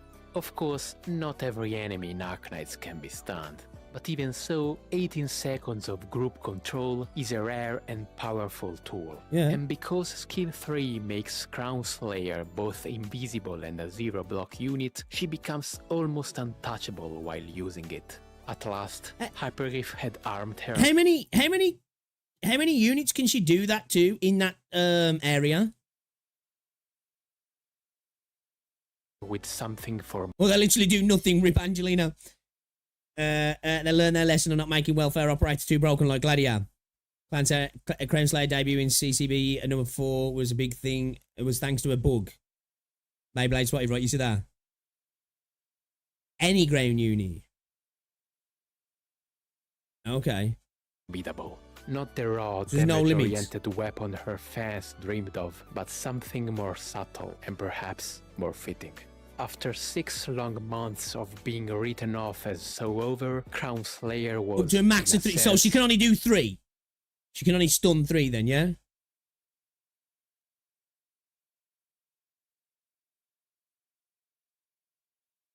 back. Dogwater. Still, the real miracle would not happen until August of 2025, during the 4th Contingency Contract Battle Plan event. For those unfamiliar, Contingency Contract represents the pinnacle of difficulty in Arknights, rivaled only by the harshest integrated strategies runs. High risk clears. Yeah, beyond 3 at times, you become bad and she can't refined perma-stun anymore. down to Right, the okay. smallest Okay. detail, Nice one. meticulous execution, and often the full might of whale accounts. In this environment, there is no space for indulgence. Every slot matters. On August 18th, a group of 11 expert doctors uploaded a video to Bilibili showcasing the highest possible clear at the time, 830 points. Among their roster stood Crown Slayer. Her role was modest but indispensable. The Traffic Tower production model's enemies were not immune to stuns. With no risk tags altering that fact, Crown Slayer was able to suppress them, together with Tragodia's nervous impairment effect. Her contribution may have been subtle, but it was vital, and in the crucible of Contingency Contract, that is the highest praise a support unit can earn. Just 4 days later, on August 22nd, another team of 9 doctors achieved what many thought impossible, a max risk clear worth 880 points, and once again, Crown Slayer remained. Her presence was no accident, no stroke of luck. She was chosen. Though the video was heavily edited, her hand in crowd control, alongside Tragodia and Shu, could still be glimpsed. Then, on August 25th, history repeated itself. A 6-person team secured yet another max risk clear of CCB4, again with Crown Slayer in tow, again trusted for her stuns. As the saying goes, once may be a coincidence, twice a clue, but 3 times, that is proof. In the meantime, the first team did eventually optimize a route of their roster for their Well, proof that sick players can use it, yeah? max risk clear, but so too was Ines, and their absence does not erase their previous accomplishments. Against all odds, the operator, once dismissed as the worst in the game, carved out a place in Arknight's hardest challenge and played a decisive role in overcoming it. It reads almost like a perfectly written arc. I'm just going to say, though, I've already said it, the animation on that skill is really, really cool, though. I'm a big fan. It looks so dope. For Crown Slayer supporters, it was vindication. For her detractors, a humbling lesson. Hypergryph, in turn, proved The they detractors. understood exactly what she needed, granting her the one module that Came could back like finally DSP. do her justice. Yet, this is more than just Crown Slayer's story. It is also a reflection of Arknights itself. In a gacha landscape increasingly dominated by ever stronger units who promise to do everything on their own, leaving little room for the niche or unconventional, Arknights continues to value creativity and knowledge over raw numbers. Success here still belongs for... Again, though, that just comes down to the core gameplay design, though, right? You know? Core gameplay design allows, like, for that creativity in character design. And not even just that, like the creativity of the player base, right? Again, I haven't played every gacha game. But, you know, if you compare it to like the Big Four or whatever, you know, there's just not that creative outlet for the designs or the players, right? Now, I'm not saying you can't have some really cool characters that do really cool stuff. I'm not saying that, and I'm not downplaying those games. I'm just mean in comparison, just because the way the game's designed itself, it's not like they're bad because of that. They're just different games, right? But because the way it's designed, it just allows for that to be a major part in the design, right? First and foremost, to the You're a Crime Slayer hater. of its players. The absence of many so-called must-pick DPS operators. I respect it. Clears you know, I'm an Enki hater. I'm an Enki hater. So I get that. Still, let us not overstate the case. I'm a Lin Yang hater, you know. CC does not suddenly elevate her into a we've all got our beefs. We've all got our beefs. Operators too have enjoyed brief moments of brilliance during contingency contract, only to return to their niche roles afterward. For most players, especially new ones, the wiser investment remains the versatile, broadly powerful units who can carry across all content. Crown Slayer, for all her charm, is not an easy operator to bring into the spotlight. To make her shine demands effort, planning, and no... Pretty much seeing have the biggest brain in the community, career of some insane IST, JP's just chilling and he's just full of idiots. Yeah, look, it's not wrong, right? I think, though, when it comes to games like this, I think community-driven stuff helps, all right. You know, players coming together, having conversations, rather than lone wolves out there trying to do stuff. You know, I think that happens in CN a lot, doesn't it? And in JP, where, you know, people actively come together to discuss and progress ideas and strats and bounce off each other as well, don't they? To actually do some insane stuff as well. Of course, individual players are just cracked as well. I'm not denying that. You know what I mean? It's a bit more of a culture of doing that, isn't there? But perhaps that is precisely what makes her story meaningful. In the end, Crown Slayer did not become the strongest, nor the most efficient. She became something more precious. She can't read proof that even the most disappointing character can have a place. That even the weakest can matter, if only the stage is right and the players are willing to believe. And so, this is the tale of how Arknights, the worst operator, pretty much, I'm going to drop a link to the H1, 2, 4, 3 op in the... Okay, nice one. Yeah, good video. Yeah, I like that. I like these kind of videos. It's like a different... I'm going to subscribe to this dude. That was a really good video. You know, this was a cool video, a different take. I like these, I guess, creative ways of making content around a character that you wouldn't necessarily think about doing. Yeah, this was really enjoyable. I like that. Shout out to a small fight. Go show them some love, guys. Yeah, that was a fun video. That was a fun video.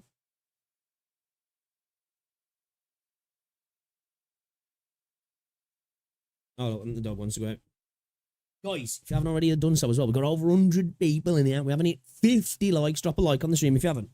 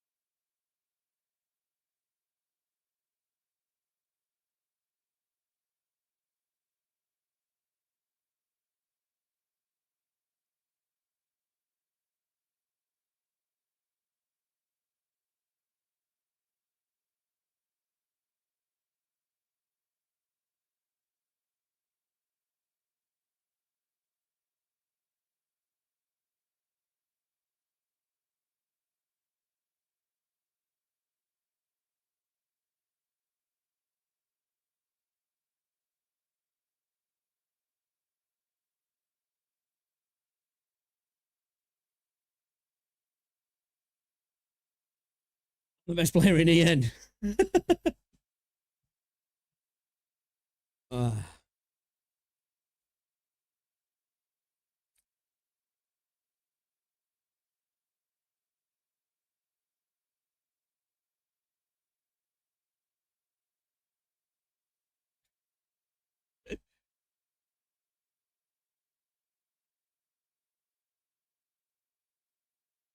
Damn. Yo, Speaksy as well. Shout out to you over on Twitch. I do apologize. My chat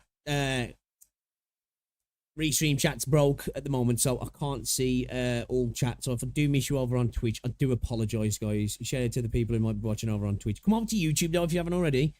It's where all the cool kids are. I can clear tutorial sides without bringing my ups on the best.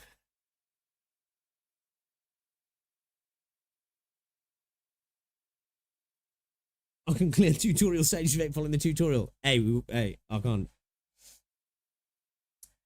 Yeah, we won't talk about tutorial stages. We won't talk about tutorial stages. Alright, ranking every future 6-star. Well, that's a longer video. Okay, we won't watch that one then. The Crash and Virtuoso Wife Wars, we've got that as well. It is 10-3, so maybe we'll do one more and then we jump into the game. Because I do have to make sure I leave on time today. Because, like I say, I've got to get Rosie to this meeting like 15 minutes after she finishes work. So I can't be late for her. Alright, let's check out this one then. The top 6 best events in Arknights. What's the best events in Arknights then? What are the best events in Arknights, chat? Let me know down below as well. What are the best events in Arknights? Let's drop a preemptive like for Dr. Silver the Gun. And let's get into it. We've got some time to kill before the Evo Grass event. Hooray! It's time for more viewer swap. Arknights has been going on for over 5 years, and every few weeks we get a new event with some stupid gimmick and a new, usually overpowered operator. Most of the focus is on the operator since this Watch is that a one gacha tomorrow, game Mr. after Comments. all. Not Watch it for tomorrow. me. As far as I'm concerned, Lone 6 Trail. stars may as well not exist. Never mind what Reed's sister does, I don't even know what class she is. No, when a new event drops, I'm far more interested in the stages, enemies, and new gimmicks that get added. Except Babel, obviously. It added to Tunada, so it's objectively the best event in the game. That aside, I mostly care about the new gameplay mechanics. So here's a video of me rambling about some random Arknights events. I quite like this event. I'll leave all the IS and main story chapters out of this. I must admit, like, obviously the mechanics themselves are way more important, right, on the event, in terms of gameplay. I must admit, I am a sucker for, like, the cool, like, visual adaptations as well. Now, obviously, a part of the visual adaptation, this one, was a mechanic in itself as well, how they could, like, fall into the sand. But I just thought this was really cool, I did. I'm a big fan of, like, you know, when you hop into an event and into a stage and you're like, yo, this looks really cool, this does. Of those, and this video will be entirely too long if I include them. In no particular order, my favorite events are Lingering Echoes, the SP laser event. I was very surprised at how much I enjoyed this event when it ran. I normally hate events that debuff you, but this one gets a pass for a few reasons. The SP debuff only affects A2 SP generation, so offensive and defensive recovery are completely unaffected. Dude, I hate these fucking whatever this musical instrument is. I hate these guys. You end up in situations where you have to consider if you want the offensive recovery skill for the faster SP generation, or if you just take the SP was for a more useful skill. The laser itself is fairly complicated to optimize. It goes in whatever direction the operators are facing. So yeah, it can be a bitch in regards to like your unit placements, right? It does take that extra little bit of thought process of like not only just where they're placed, where the direction they're placed as well. It does definitely add a little extra layer to it, yeah. You have to be particular about operator positioning. Every single enemy has some interaction with the laser. Most of them get debuffed by it, so you want to use it to protect your operators. But one of the elites does the exact opposite. If it hits an operator in the laser, every other operator in that laser will also get hit. And the saxophone dudes have a similar idea. They have a super high damage skill that can be blocked by the laser. But the laser has to be in front of your operators, and then the event caster nukes the shit out of operators that aren't in the laser. When you have to deal with all the enemies at once, you may need to specifically set up to counter one enemy, which then leaves... Bro, Dr. Silvergun sounds so much like Sephi. Is it Sephi? He does like he does a lot of Nikkei and stuff. We did a video on him before when he was talking about the the problems with the CN version of Nikkei compared, the benefits that he got in the CN version of Nikkei compared to the OG version of Nikkei. He sounds so much like him. You open to another at full strength. This made the event so much fun to figure out. Actually got that Grey Matter working, thinking of how to best position to eliminate as many threats as possible. The only downside of this gimmick is that it's way more fun on a new account than an old one. Like even if the you have a bunch speed, of strong operators it speaks that level, as well. it might be simpler to ignore the mechanic or barely use it and just beat the shit out of everything. I'm not even talking about 6 stars. E1 4 stars are way more fun in this event than E2 4 stars. I get to play with the lasers more because deploying more operators requires more planning. Oh, I also didn't like the boss much. His own mechanic of becoming an ally for a bit is cool and all, but it doesn't mesh with the event mechanic. He's Bulgarian. All his fight comes down to is stalling him a little bit. We started with a tame strategic event, so let's follow up with one of the more wild ones. Bows. You fight Gundams with giant bows. What? That's all there is to it. That sounds fucking cool. I haven't done this. I haven't played this event, but that sounds fucking cool. Mechanics that require thinking are all well and good, but ones that kill everything for you are also great.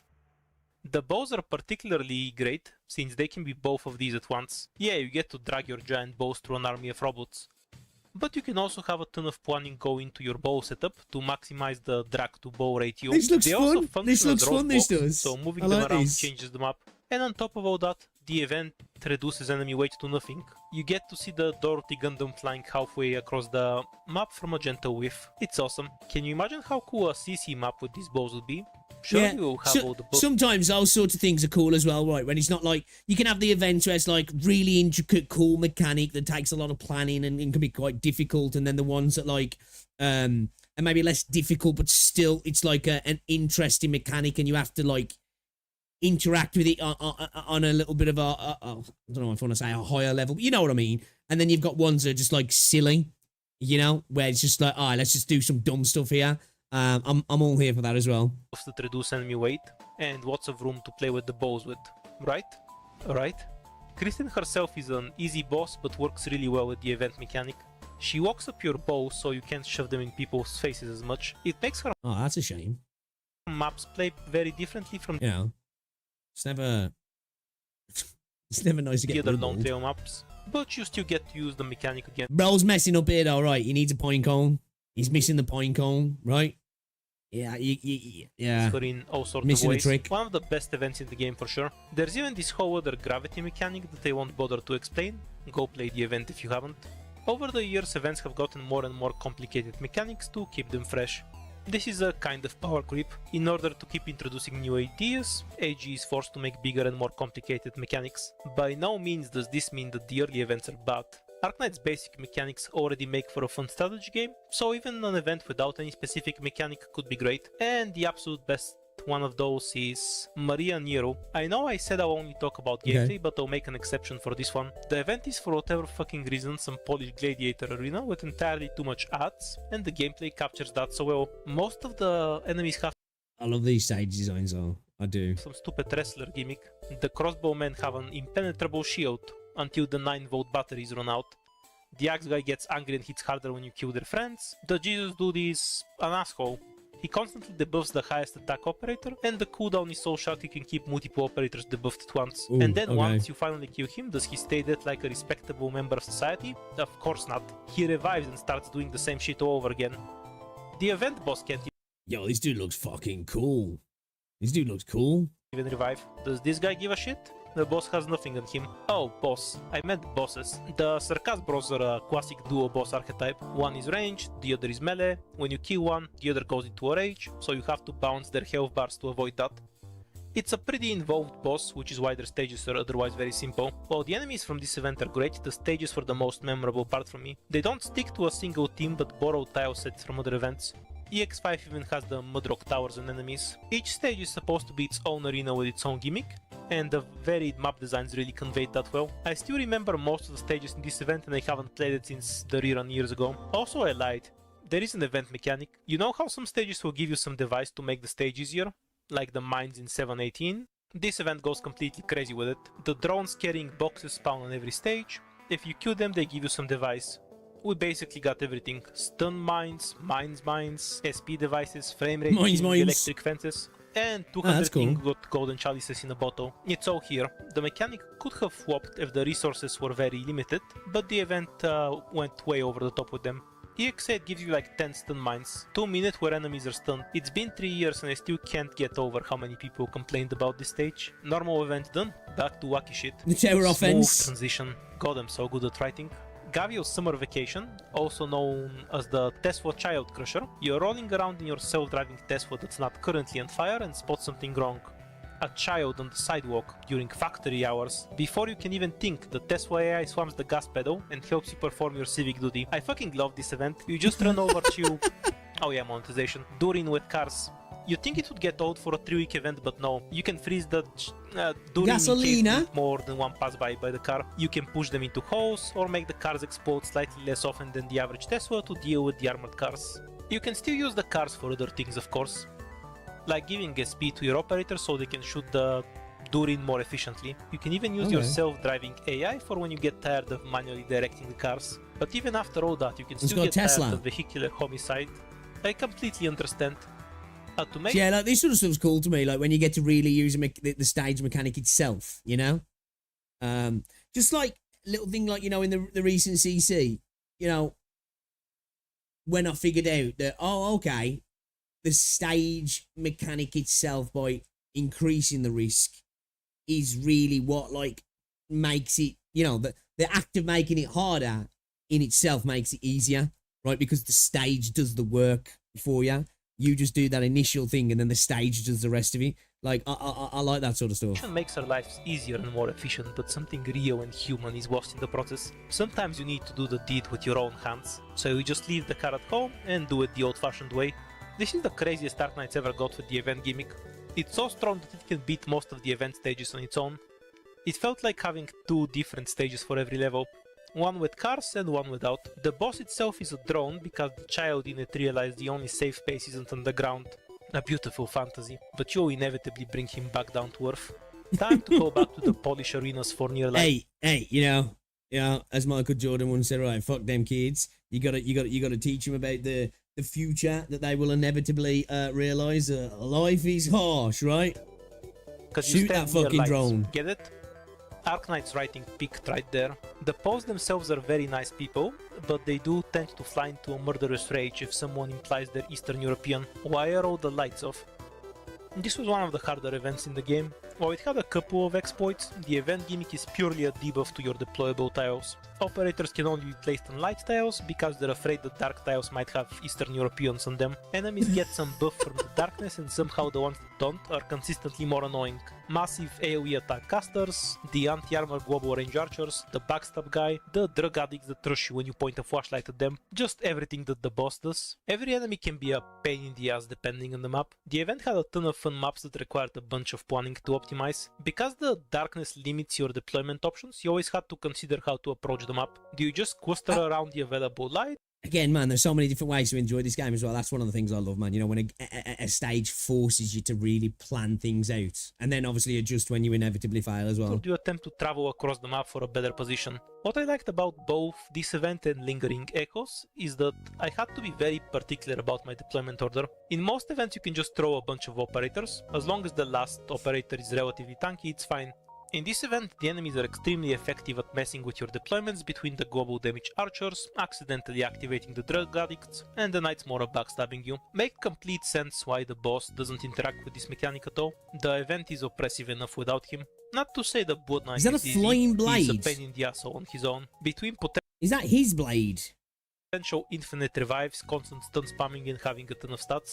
I also loved how they kept the champion version of most enemies to keep in team with the previous Polish event. It made the side stages stand out because a lot of them had their own bosses.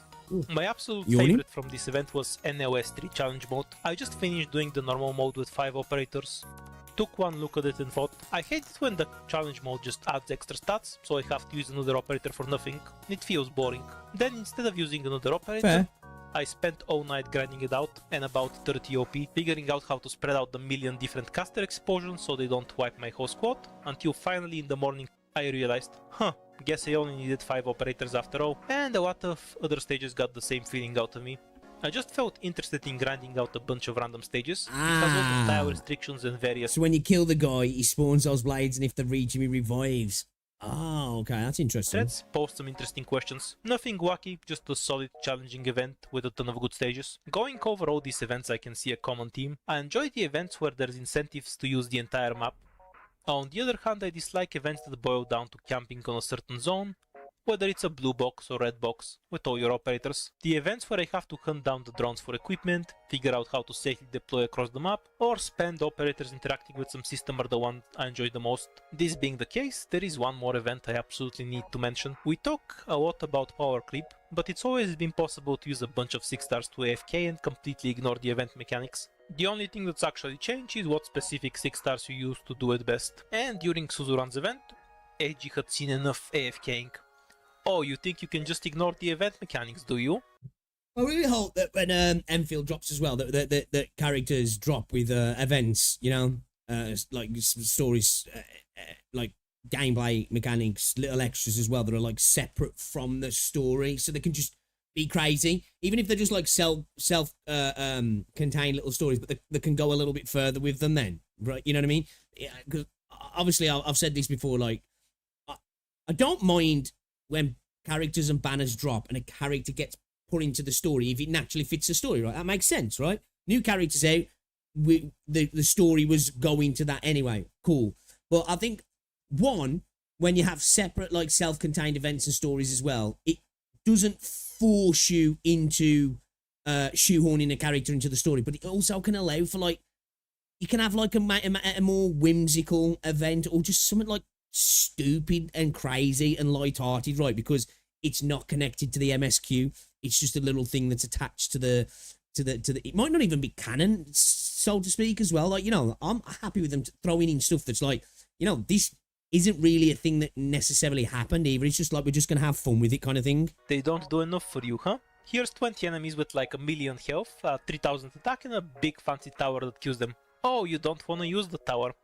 Okay, then I'm sure I saw Starlight playing this the other day. This was one of the best events in the game. The towers were so powerful that they were always worth using, and the enemies had their own tools to control the towers. So you ended up competing with the enemies for objectives across the map.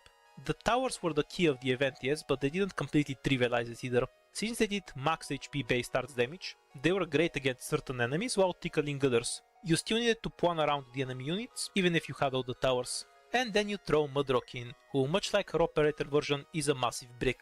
On top of that, she could just instantly take over towers at a distance, then the towers would heal her back up. It became a balancing act of finding a window to burst Mudrock, planning around what tower she would flip, while figuring out how to manage all the other threats. While stages were technically the same difficulty as usual, they required a ton of planning to play optimally. Losing one tower could always be a crisis. What's truly impressive is that even with all this, the event could still be beaten without using the mechanic. Hell, 4 stars only could do it too. That's the best part of Arknights for me. The difficulty in the game is about complication, introducing more problems you need to account for, not just throwing a big stat check for you. I'd argue this is true even for events like Design of Strife. It's exactly what makes Arknights so good, man. If this game was just like a stat check game, and I know there's stages here and there that definitely do lean into, you know, we're gonna want you to at least be at points here, or at least have enough damage or enough health to be able to deal with this situation.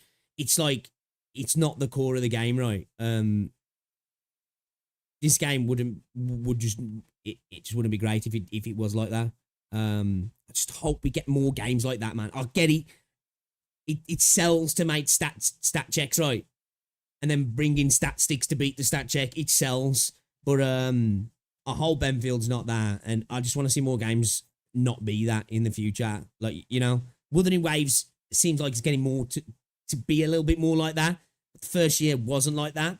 And I want to see more games. Like, they're the games that are going to keep me coming back for more. The real problem with that event that nobody ever acknowledges is that S3 was just an awful map. Oh, I've started rambling. Guess it's time to end the video. So as soon as I see a timer, that's all I think. Fuck, we're at stat check, right? These were my favorite events. Not always, but most of the time. Or story chapters, if you need more fewer swap in the future. May victory be permanent. Alright, yeah, good video. Oh, we've got this one as well, so you want to play Arknights without Elite 2. I think we will end the reacts there though and get into the game though, because it's 3:05. We need to at least play an hour of gameplay today, guys. Okay, we need to at least play an hour of gameplay today. But yeah, we got some good videos in today. Matt, I still can't get over this whole CNVA thing, man. It's crazy. Let me just see if there's anything new come up about that. I don't think so, right? I don't think so.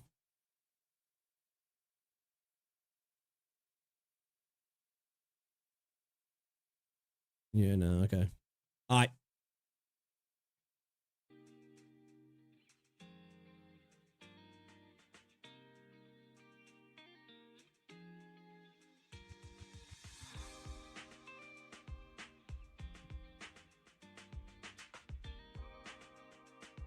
Lego gaming. We gaming.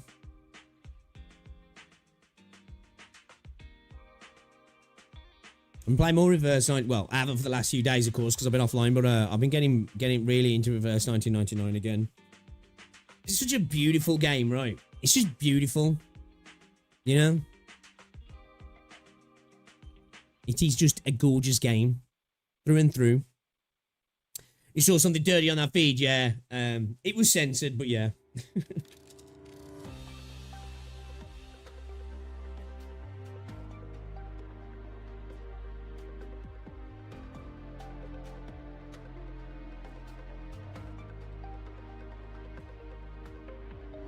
I haven't done Claude, no, I need to watch it actually. Was it a banger?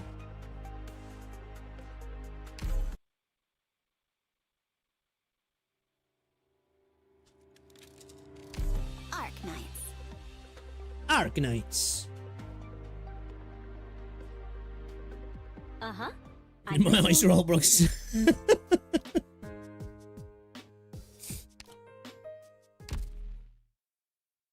Yeah, pretty banging.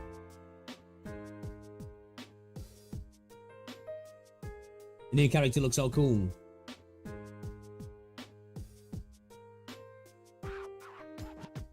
VA drama was like back.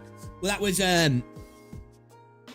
when she was believed to be in connection with, but apparently people allegedly talking about doxing Woo players as well, which means it must go beyond that, right?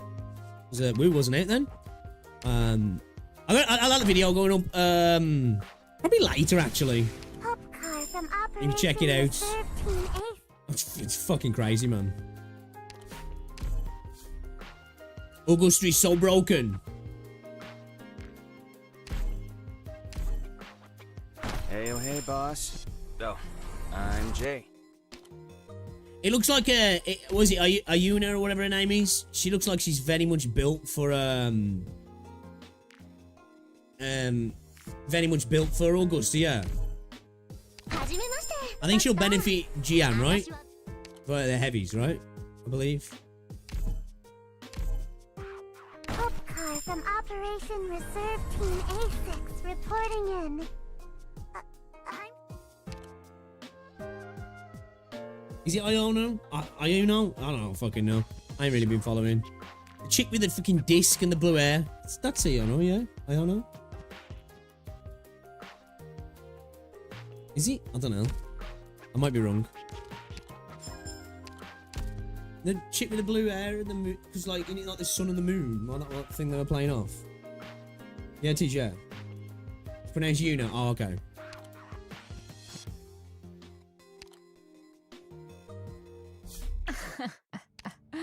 Is this how you greet Texas?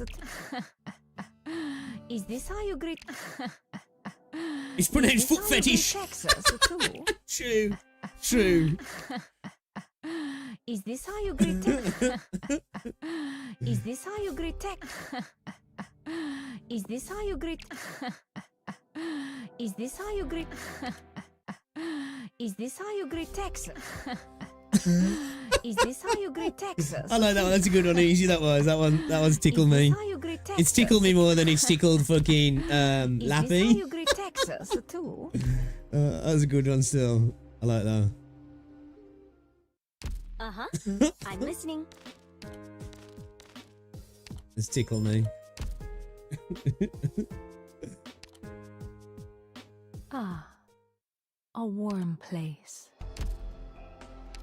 Who's that talking then? Fuck. Have I matured? Looks like yes. I'm back. Is Cruz here too?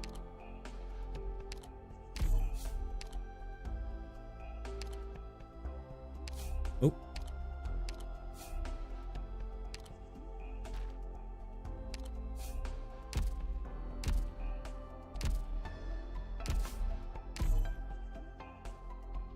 Uh-huh.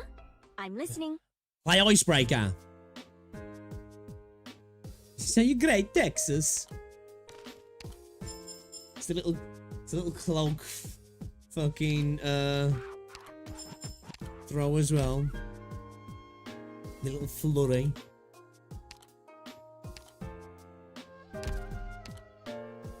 Okay.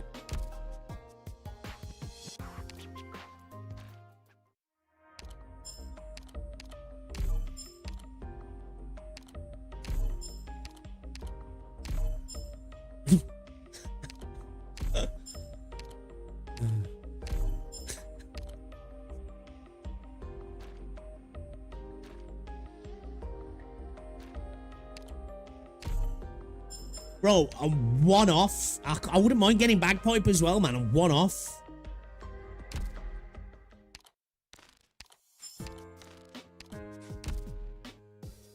One-off, chat. One-off. This is the co-op, yeah, Icebreaker. How long's it on for? I'll be down to do a bit of a...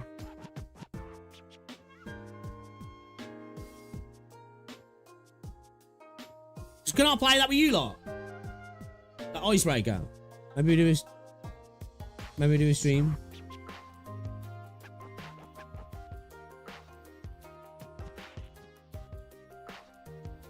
Icebreaker Cinema.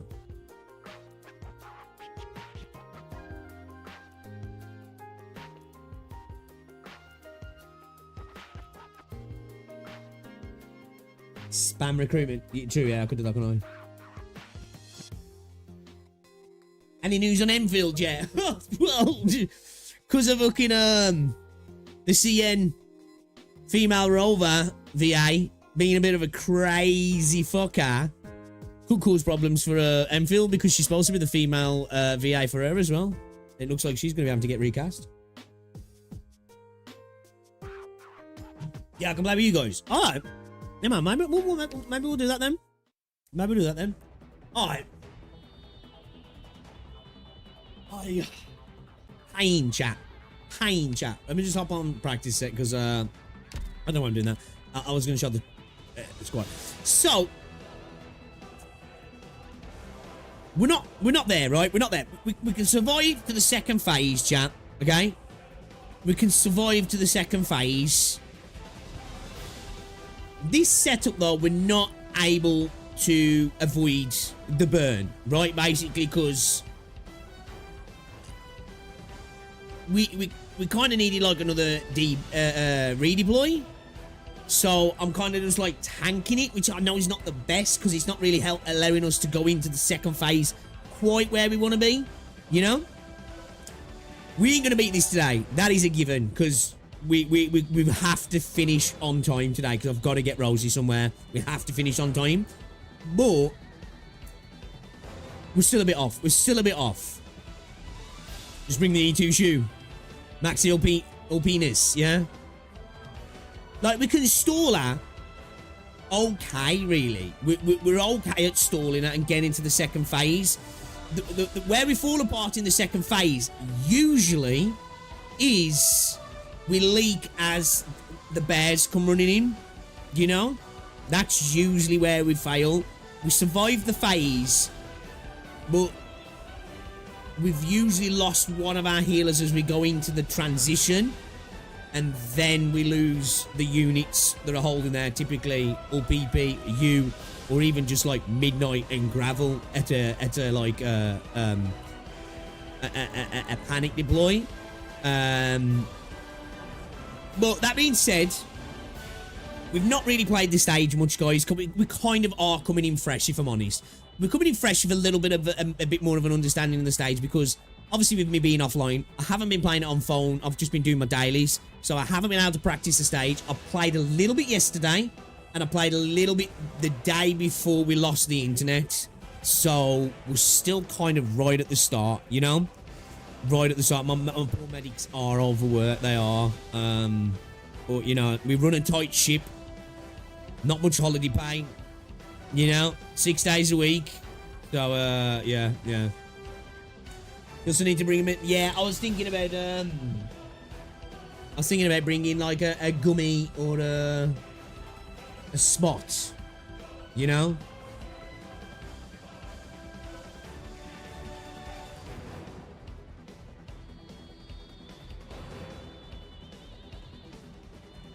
Alright, let's just run a stage and see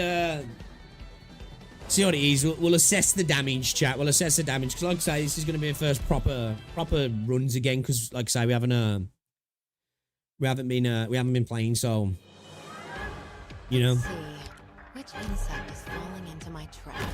We haven't been playing, so yeah. In position. It's gonna be rough. It's gonna be rough, chat. It's gonna be rough, okay? It's gonna be rough. We really could do with that, like, we really could do with another fast. Like, Phantom's good, right? But, like, it gets a little bit expensive, man. Do you know what I mean? Bro gets a little bit expensive, boys, and it's just like, you know? Do you know what I mean? It's like...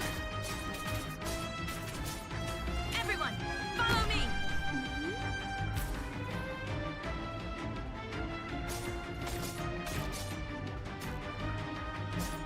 Okay.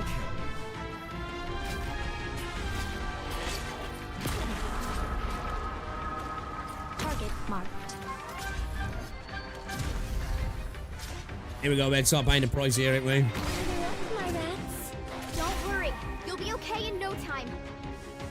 What's up? What's up? You again today, little apple. Actually, I probably should have put Whispering in there, man. I could have covered him, couldn't I? You know what I mean? I could have covered bro. I could have given bro that little bit of coverage. Today we'll cough up some useful information. Ready for action. Get what you deserve. I mean, what you ordered. I know what you can't hide yourself. Initiating healing process. No problem. I really should have probably pulled Inez, man, and brought him into the healing area, right? Come to me if you get wounded. I am your shadow. Still misbehaving? Then let's kick it up a notch. Any orders for me? Get around it, guys. Stay calm. Stay calm. Easier said than done. Easier said than done, bro. No one can see me. See, this is the problem. We need to make sure we clear these guys fast, right? Because if we don't clear these fast, we get to the position where these guys and the other dudes are still hanging around when she starts to get here. Then it's fucking game over, right? I'm over here. I know what kind of sink your corpse into shadow. No one will find it. They only remember my blade. No one knows right behind you.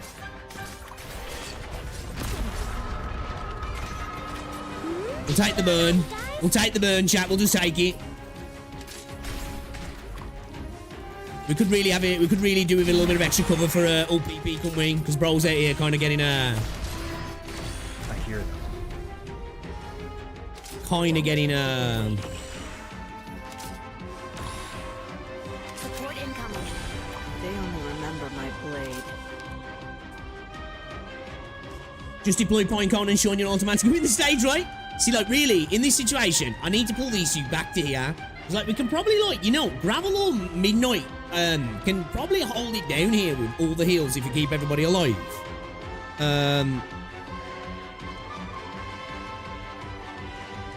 It's like, really, we want these two here when the stage transitions, right?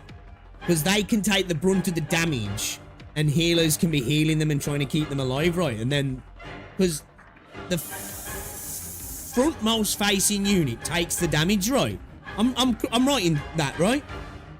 When this fire starts to come across, say if you and OPP was here, they'd stop these guys taking the damage from the flame, yeah.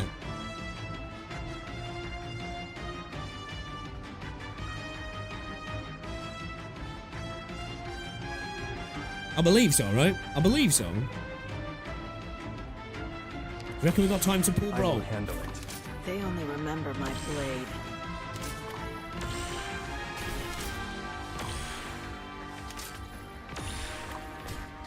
We're counting on you again today, little apple. Got My Rex. Still misbehaving? So let's kick it up a notch. Shit. Oh shit, wait. She's only one, yeah. Yeah, we fucked it. Yeah, we fucked it. No I should put need to midnight look down. back. We need all We'll greet PP. each We need to other put with a Inez smile and put all next time. PP down there, and then maybe place Inez in a different position anyway. Because it was going to be fucked anyway. Oh, dude, if that fireball goes through everybody, oh my god, bro. Direct Oh my memory god. access for application map. And enemy coordinates authorized.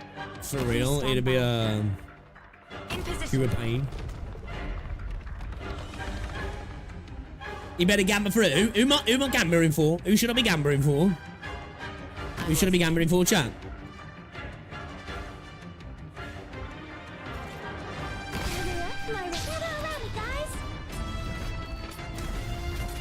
I know what better match your staff. Medics here! Here! Everyone, follow me.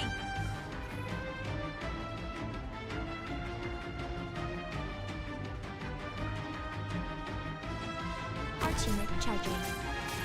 Any orders for me? Okay. Wolfrin.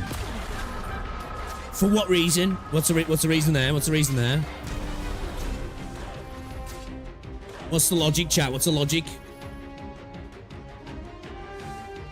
I have to get serious now.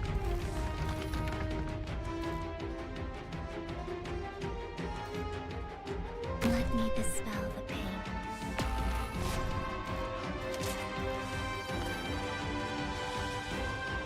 Concentrate. Oh, based on target's max HP. Don't keep me nothing can last the scent of despair.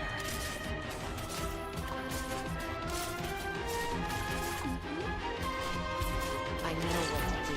Don't order me. Speak, don't worry. You'll be okay in no time.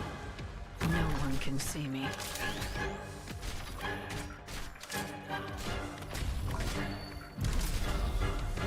Whew. We're counting on Give me you that. again Give today, me them Apple. points.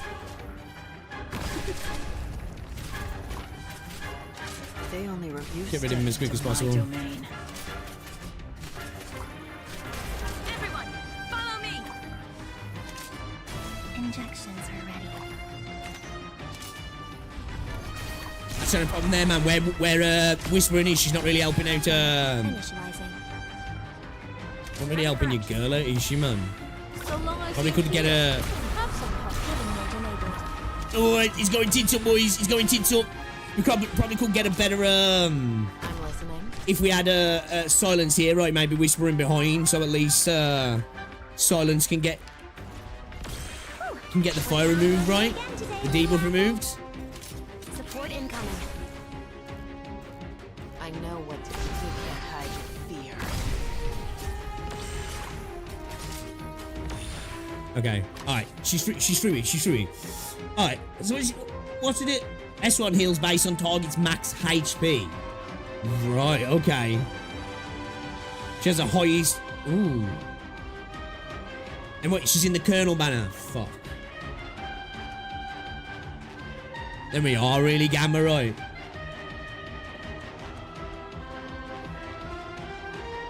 And we are really gamma.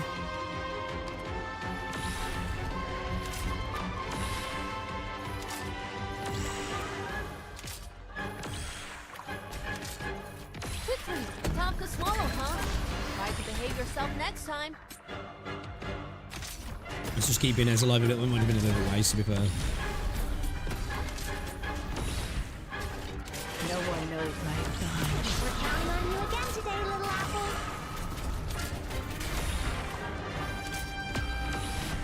Don't ever sink corpse into shadow. No one will find it. No need to panic.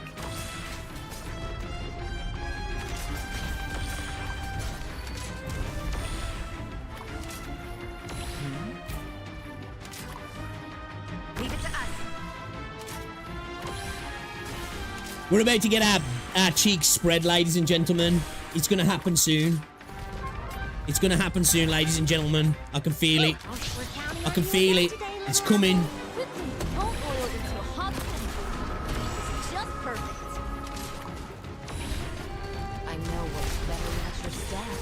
It's coming. Look at Fang still alive. Look how far we've come, chat. Look how far we've come. We've come so far. They only remember my blade. Anybody hurt? Don't keep me waiting. No need to panic. We've come so far, chat. Fang's actually surviving. We're counting on you again today, little apple.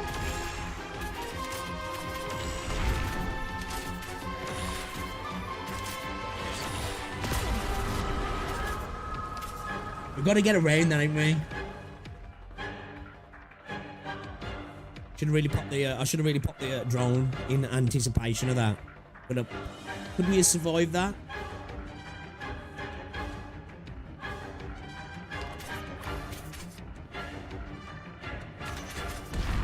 Bro, what? I dragged that back. Are you?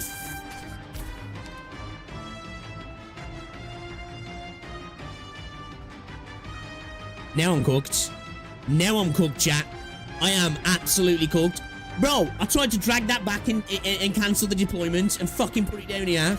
Oh my days, it's sign. I've been off for a few days. Program activating arch unit. Sign, I've been off for a few days, chat.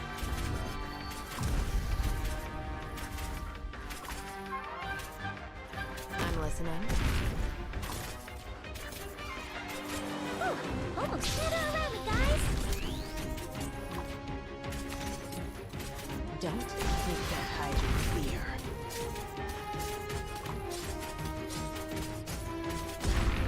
Yo, what's going on, Kumo? I've arrived.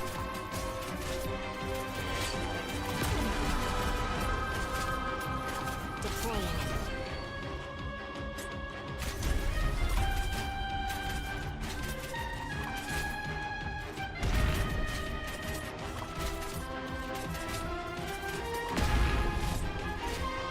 Leave it to us.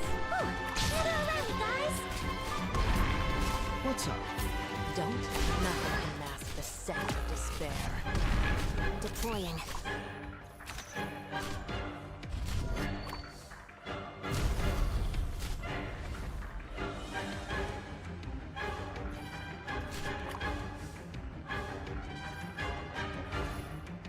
That's a great place to put her, man.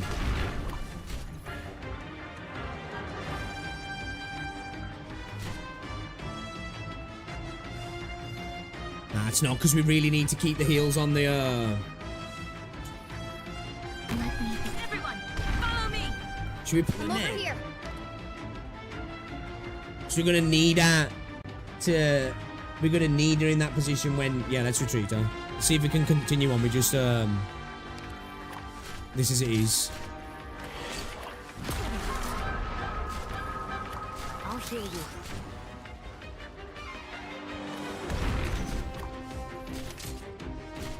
Ooh, we're counting on you again today, little apple.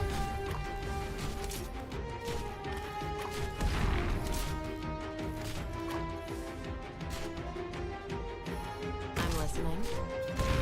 Everyone, follow me. You really think you'll get away? Really need to get some more damage in here, don't we? Let's throw her in for the funsies. Focus elsewhere. Better watch your step.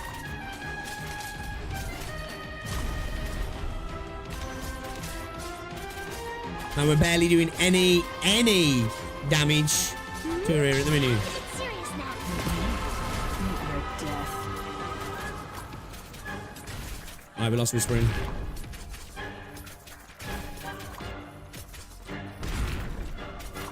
Deploying. Program initializing. No one knows my name.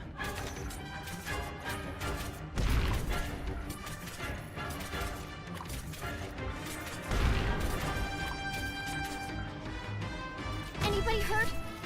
I know what better match with staff. Can we hitting it from there? Okay. We're counting on you again today, little apple. Initiation loading complete. Deploying.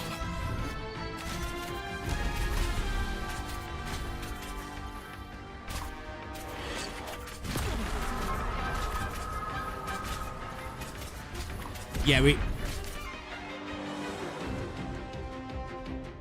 gotta switch this up a little bit here, because I forgot exactly what I was doing. I can't remember if I was stacking OPP and Midnight on each other. You know what I mean? To do the damage, because we're really not doing any damage to her now.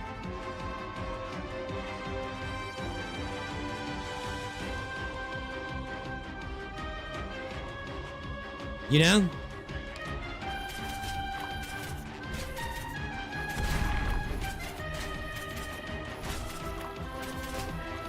Support incoming. What's up?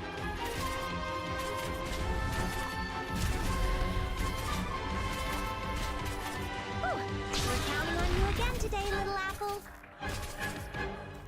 I'm listening. Oh, sword, pierce the too late. moonlight that veils the night. Let me dispel the pain. Don't. Nothing can mask the second despair. I'm over here. Scream if you're in pain. Don't hold it in.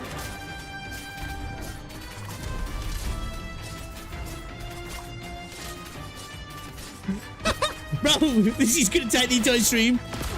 Fuck. Okay. Alright, we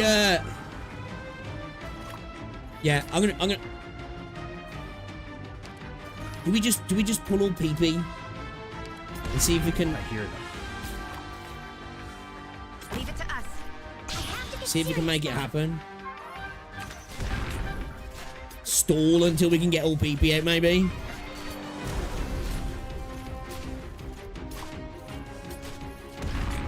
I know what you can hide your fear.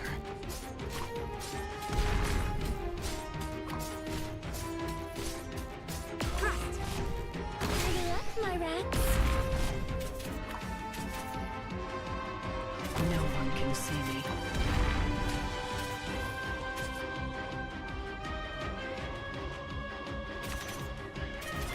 Need to keep silence in the fight, otherwise it's over, right? We're counting on you again today, little apple. Yeah, alright. Let's start again. Let's start again. Mess up a dish? Sometimes getting messy is the spice of cooking and life. Let's Wash start it again. out, Alright. and the So wash is good as new. I need to really, like, because getting through that bit before, running all PP at midnight was kind of clapping. I did run a Melantha as well, actually.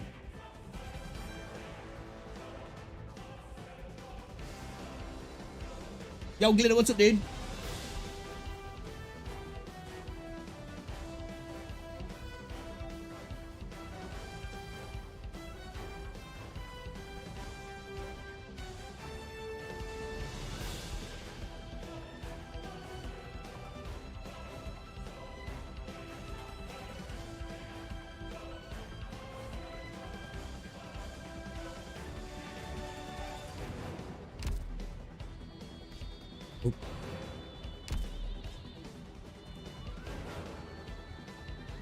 What's the range on the AoE?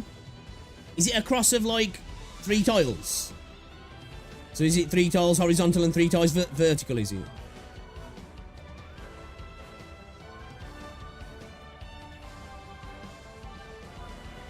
And what's the actual range of that? That's not global, is it?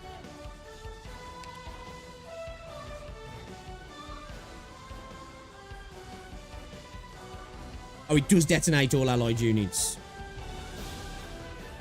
Surrounding 4 to... Oh, so it's all... Okay.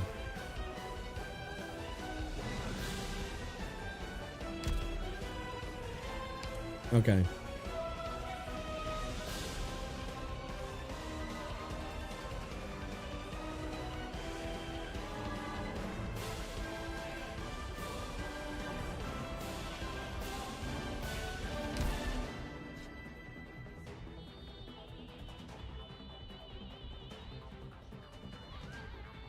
So we'll be alright having somebody here and here, right? Having a defensive unit here. Another healer here. We'd have to have a healer back here. Can we get away with just 3? I don't think we could we? I think we need the extra one, maybe. We could keep the other one in reserve if we could survive with the 3 to bring into, keep the 2 units alive here. Maybe.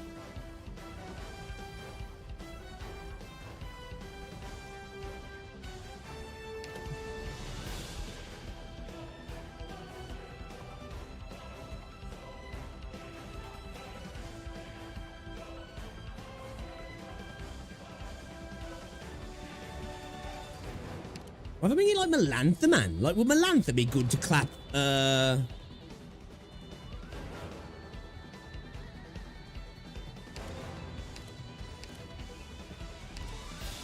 she'd be decent, actually, against, I'll focus on support. Lula.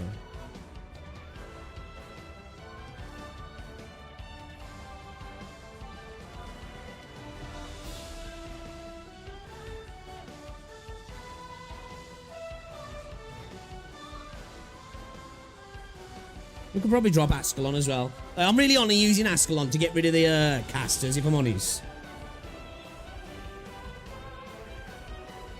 You know what I mean?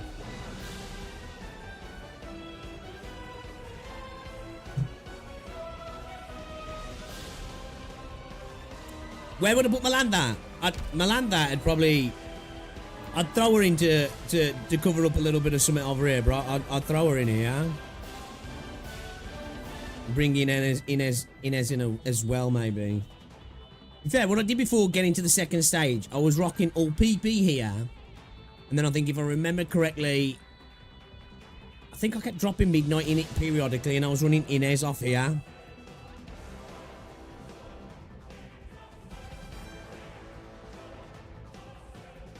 And Telekia. Yeah, we could do. Might actually be time for her to thrive, right? Potentially make time for her to thrive. So like I say, I have got to phase 2.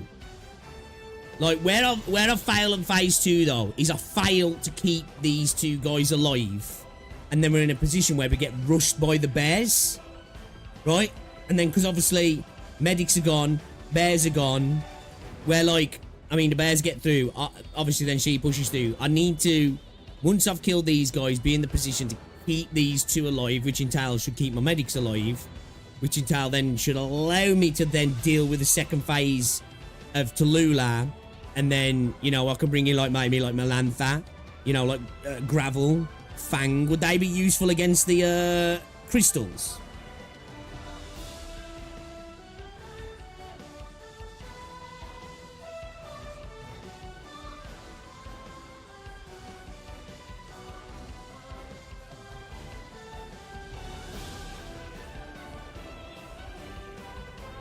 She'll need to put a heal slot with no heals, yeah.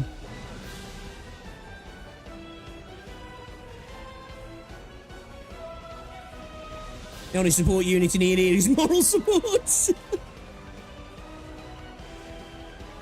And to like your S2 to deal with the crystals. Yeah, actually. Yeah. Could be useful for those, right?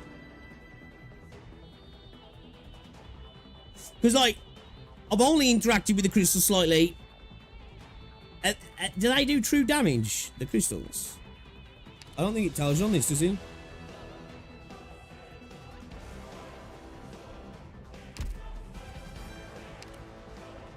They ping it off in 4 directions as well, right? If I remember right. I wasn't alive very long by the time they were in, so...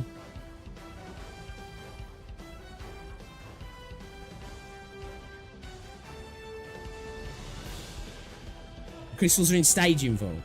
Because,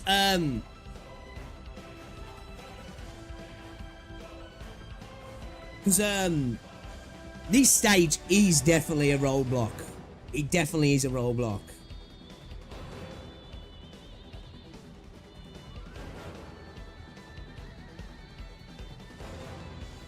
Okay.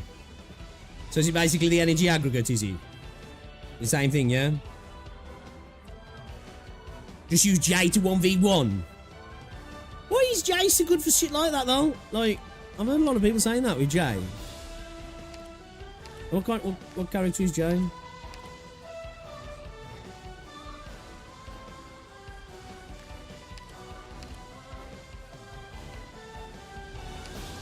What is he?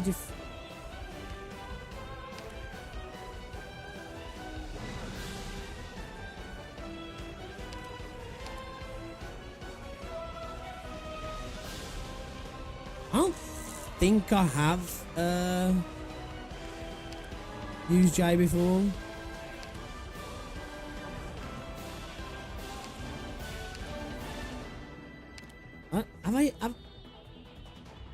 Do I have Jay? I do have Jay, right?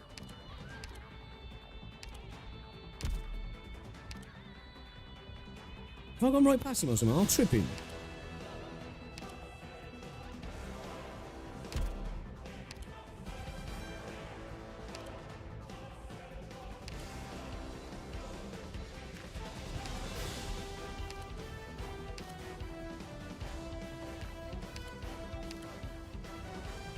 People say Matty Marrow as well, yeah. Would she be useful?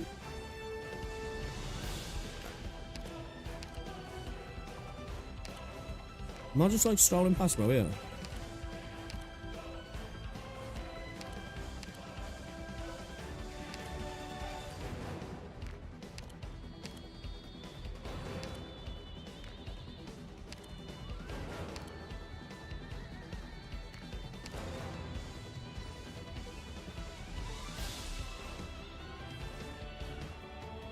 He says fully maxed bestest boy.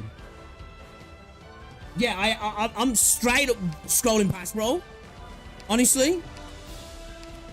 I forgot what Jay looks like though, so I'm like kind of I'm looking for his image.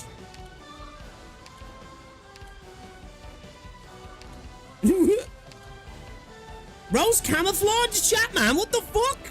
Where is he?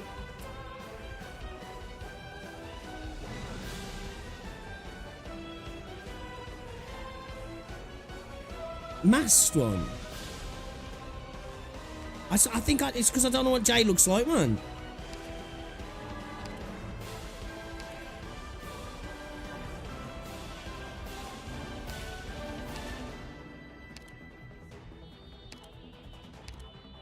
Somebody mentioned a Utagi as well, yeah.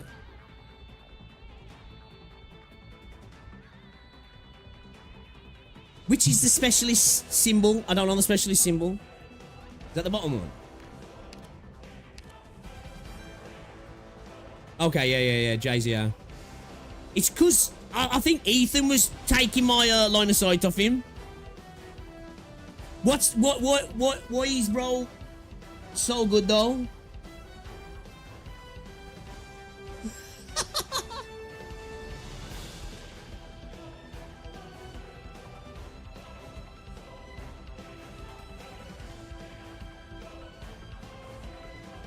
Is skill 1.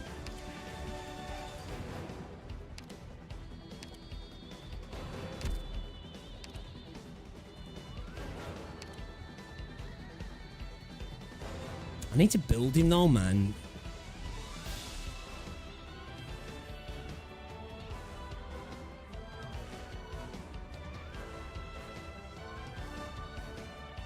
His second skill. I don't know, chat. I don't know. I don't know if it's...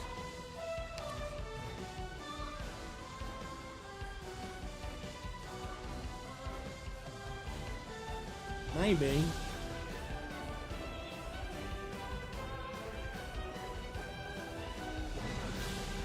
It's really good.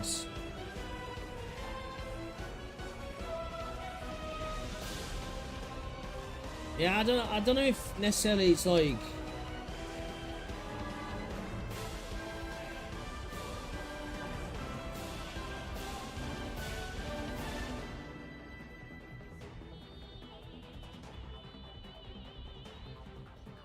Anyone can self-heal. I suppose, true.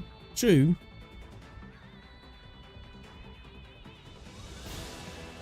What do we use him as a stall at? Is that what we're using bro for?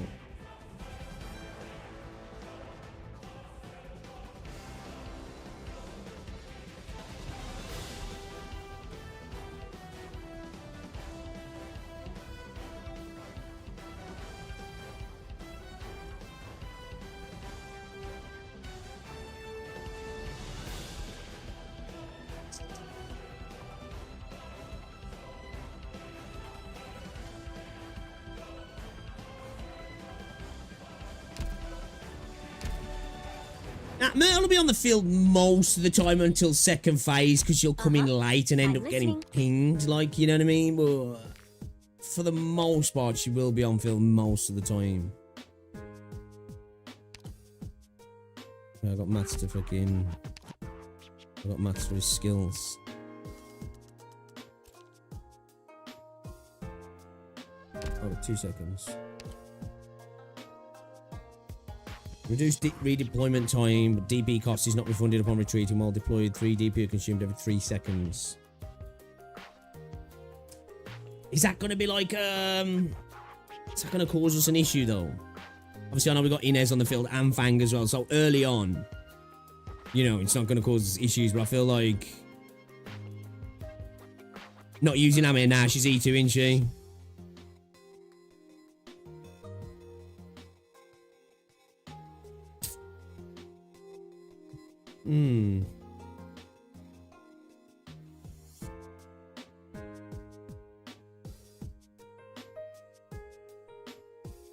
Alright, let's try it. Let's see how we can go with DP with him on field. Oh, so cooking and warfare are pretty. Boss, does this mean I can expand my...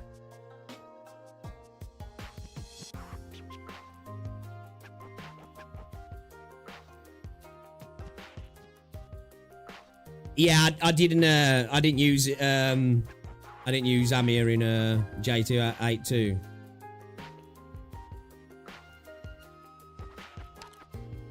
That plus 15% attack silence the target for 1 second. 20% each attack heals a nearby friendly unit. HP equal to 30% of the damage dealt. Unlimited duration. Could be useful, right? Actually, would be. Just working around it now. I'd probably we'd drop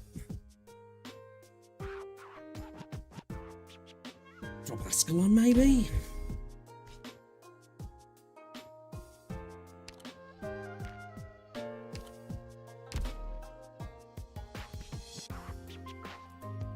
Do we drop Ascalon?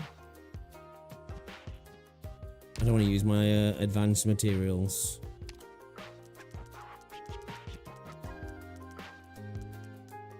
Get bro to at least 50, shall we? Oh, so cooking and warfare are pretty alike. Yo, what's going on, Hito? Still sticking to D1, even the hidden stage. Yeah, we've got the only 2 hidden stages we haven't done now is the one where you have to keep the shield guys alive, and we need to go back and do the Mephisto stage and let him get through. Leak him. Use the voucher. I don't wanna. Fuck it, let's just do it.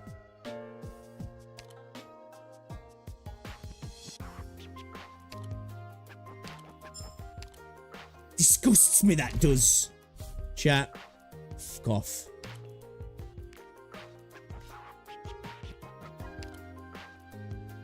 Should we just go farm a couple? Should we go farm a couple? Ah, it's locked, motherfucker. Yeah, I'm still hate that the lock stage. Whatever, we'll have to deal with that at the minute. So that's default. Let's just see what the deal is with him. Yeah, see how we can work around him. Is there any in the store? I use them all up. Yeah.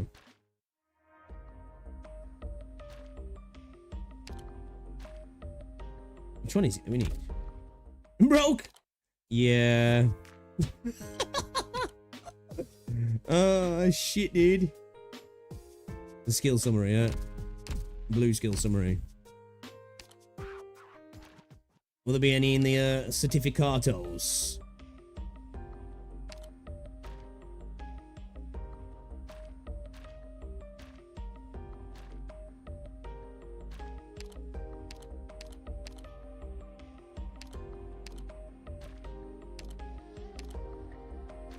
Son of a bitch.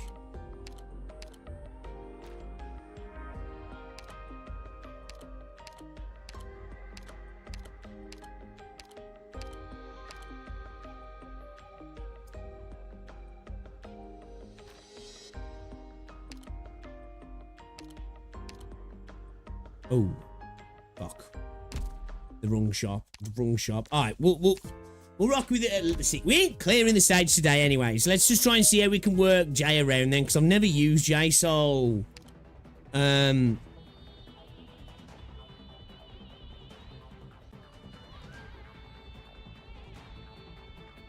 Do we pull Haskell on for him then, maybe? I'm kind of contemplating dropping Whispering, man. I'm not gonna lie. She's good for dealing with the casters, though, man. Like, we're gonna lose a little bit of extra damage in the early to mid stage, which could cause us some problems. I won't fight for nothing. I suppose we could use him early on, though, and pull him, right? Because you said he's got a fast redeployment time, right?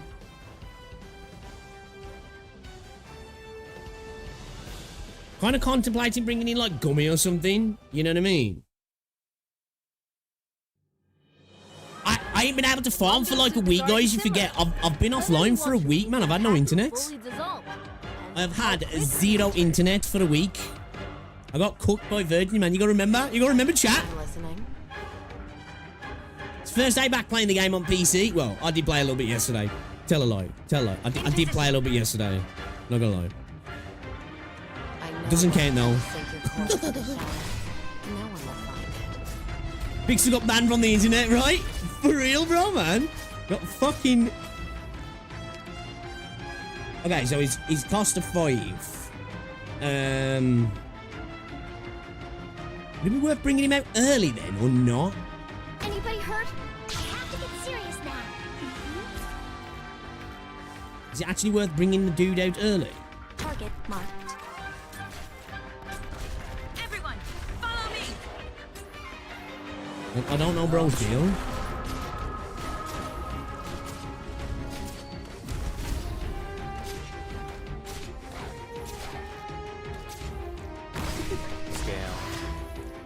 Is he on skill 2 as well, yeah? Yeah.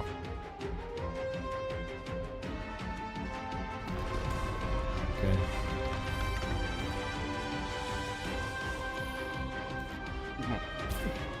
Yeah.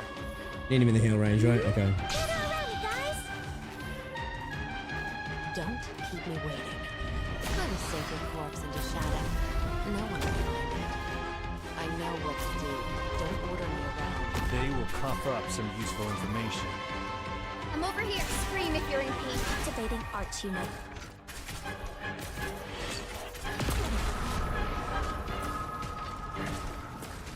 Patience with slow simmer on low heat.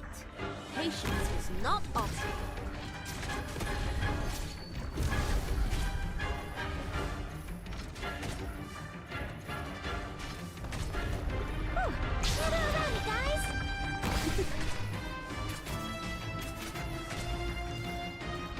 This is where... Any orders for me? I'm listening.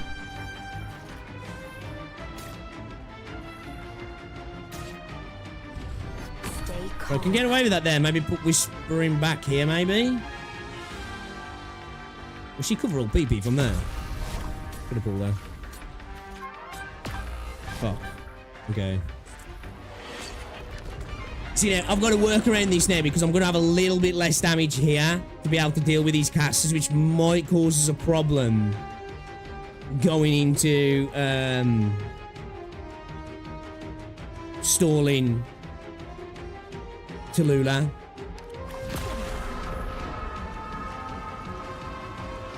I'll try. I'm over here. Scream if you're in pain. Don't hold it in. Get already, guys. Support incoming. My Still misbehaving? Then let's kick it up a notch.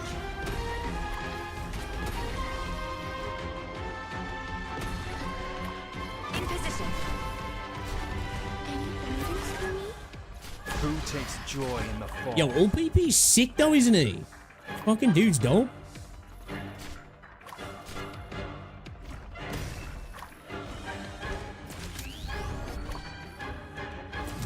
Picked out your bait yet? Why ain't I deploying and retreating like I did in JT8-3? Well, the thing is... Because one, I still haven't got the crux of this stage yet, but I haven't really got units that I can't unless I bring in another fast redeploy, right? Or like I potentially use Jay for that. To really like use him in a sense to keep the fire off. And the best thing I could do at the minute is just kind of like tank through the fire until we get to the second phase. And then once we really start to fine tune stuff, then we can maybe move into that. At the minute, I'm just trying to brute force my way through to the second stage, you know? To then figure out where we go from there and where we maybe change things up from the first part. Can't believe the lengths you go to avoid cutting off your own internet. Oh no, yeah. Hey, look, I'm in it, man. Go big or go home, you know what I mean?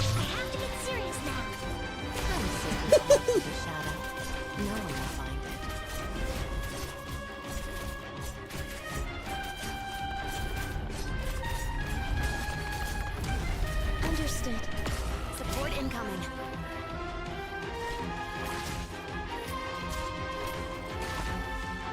See, OPP's just like chilling over there, right? You're just chilling.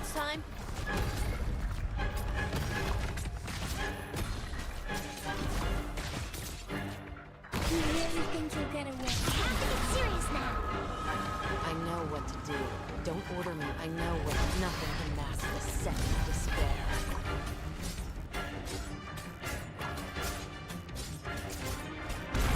Okay. Initiating healing process.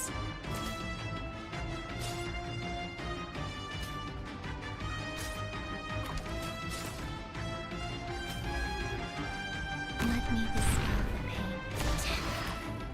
What are your orders? I know what to do. Don't order me.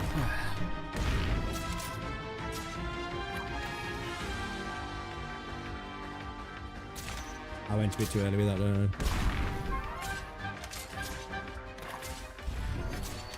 Slides.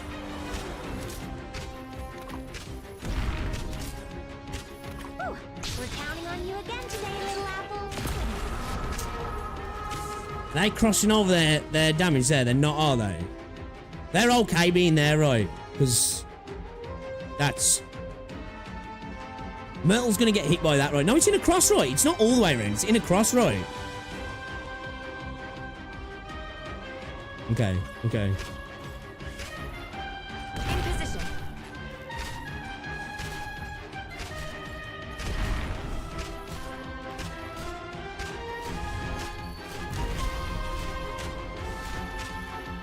Picked out your bait yet?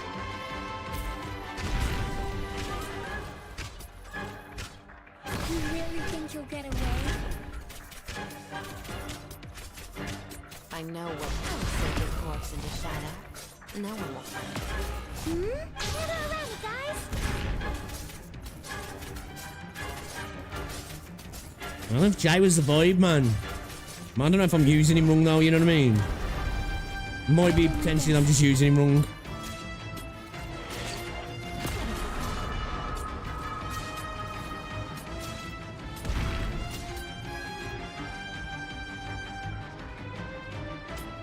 I'll try.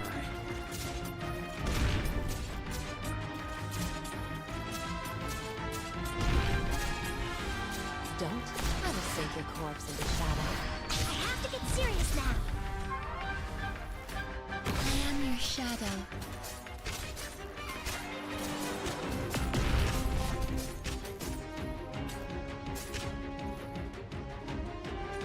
Concentrate. Let me dispel the pain. Leave it to us. Yeah, right. We need to be getting some more damage out now. I have been running all PP to deal with the right. The problem why I'm not running all PP now, like we could drop like Jay for like another, you know, like Spot or Gummy. Because like I want another unit here to be able to protect everybody. Do you know what I mean? But all PP is a good one to use, but it's just he's really good at deflecting all the fucking the first waves of enemies and dealing with the fire as well, you know, the waves of fire.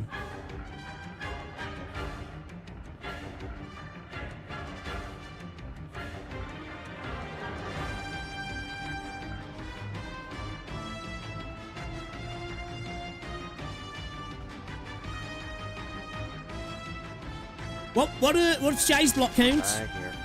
Okay. So it's gonna be no good for using. It's gonna be no good for using Mess up a to dish. block. Okay, all right.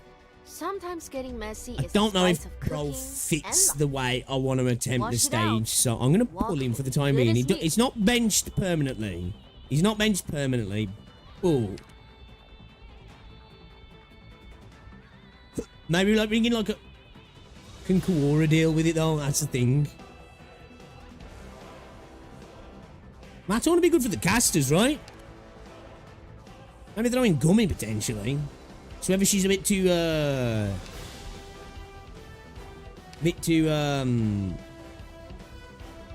squishy, you know what I mean? Mission?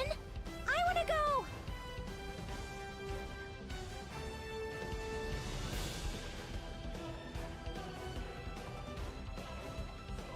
I think I'm gonna need twice to redeploy shenanigans. Yeah, like, it's gonna take a couple of streams for us really just to get the mechanics locked down. Like say, having a week of internet, well, almost a week of no internet, as we got to this boss stage, was definitely not ideal. You know, it was definitely not ideal. Gonna have to take yo, what's going on, Billy? Yeah, I've been contemplating bringing Ree back into the squad, to be fair. Like, Whispering's good for, like, the ability to remove the burn, right? But I don't know if it's just better to just try and, like, fucking tank through it, man. With just the brute force of the heals. You know what I mean?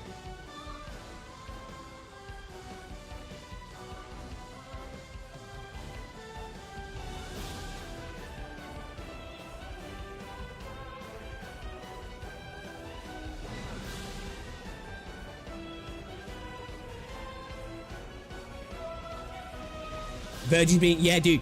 It must be my larynx, because, like, my throat's actually been decent the last couple of days. Back to this, and it's like, it is a bit sore again.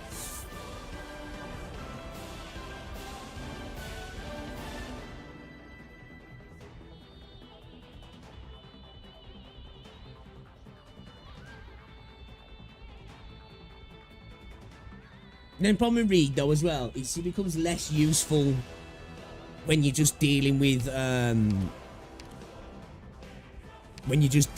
what's her face, Tallulah, right? Because obviously she wants to be dealing with multiple units, right? Leave the assistive work to me.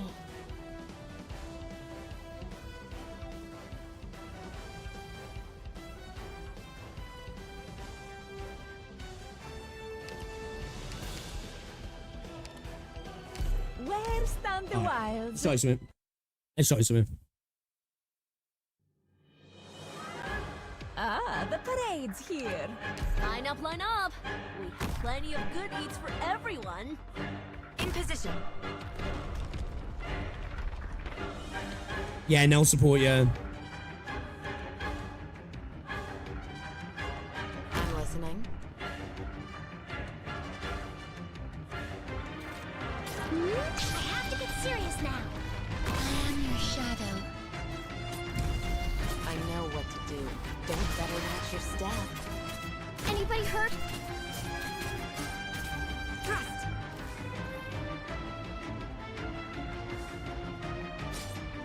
Target marked. Any orders for me?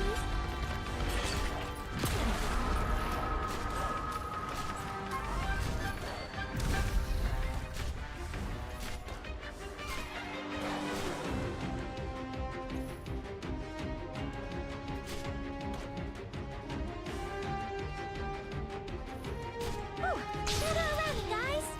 Thrust. I am your shadow.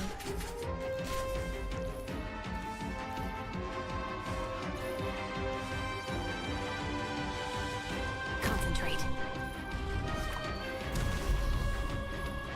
Any orders for me? Don't nothing can mask the scent of despair. Get what you deserve. I mean, what you ordered. They will cough up some useful information. We can always pull him, can't we? Support incoming. Woo! Shadow ready, guys! I am your shadow. Cold oil into a hot one. Heat is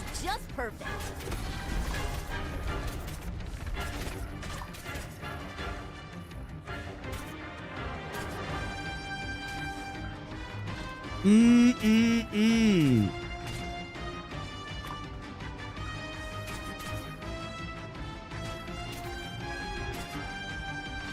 me dispel the pain. No need to cover up. If secrets go public, then everybody's Didn't mean in to the bother, game. actually. Mistakes were made. I'm listening. Patience, friend. Heat control is everything. You sure have not disappointed. We're counting on you again today, little apple. Yeah, we're still in like the phase of like figuring it out. You know what I mean? It's kind of where we're at the minute. We're still in the figuring it out phase, In position. and we're like miles off you. You know, we're like miles off you. Patience, tough to swallow, huh? Try to behave yourself next time.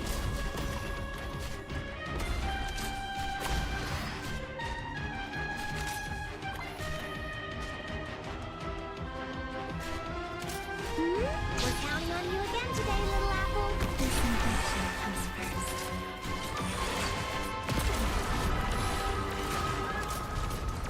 You really think you'll get away? Loading complete. This spotlight shines on us. I forgot. Nothing can mask the scent of despair. Might be better having on skill 1, maybe, yeah.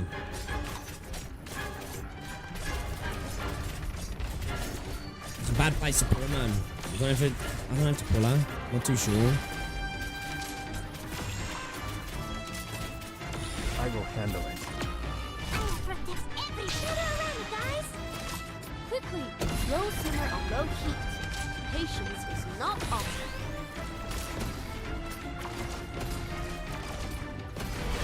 Push forward, Commander! Don't. Nothing can mask the scent of despair. Show me a good spot. Look, Laura, do not disappoint. Give me the fear. Give me the fear. Don't keep me waiting.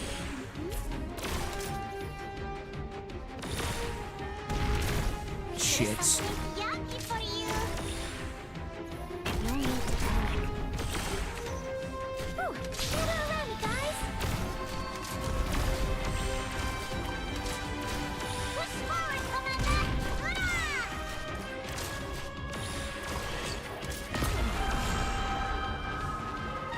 Show me a good spot. Medics here! Here! Deploying.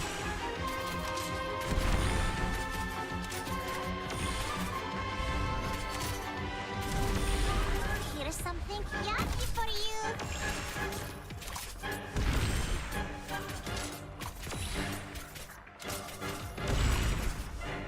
Any orders for me? This execution is not worth I'll send your corpse into shadow. I have to get serious now. Deploying. Here's something yucky for you.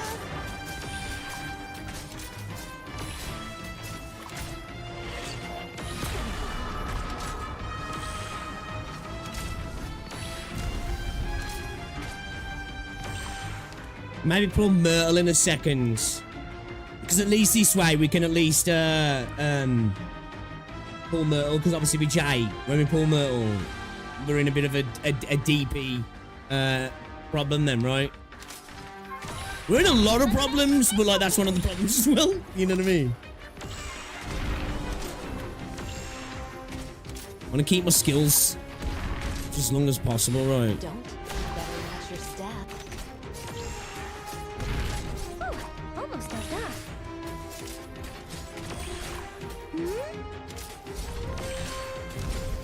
Rice about my specialty. No need to cover up. If secrets go public, then everybody's in the game. Deploying. Push forward, Commander! Hurrah! Look, Laura, what are you waiting for? The curtains are about to fall. That was unfortunate. Useless tricks will only make your death more. Better match your stat. Rice about my specialty.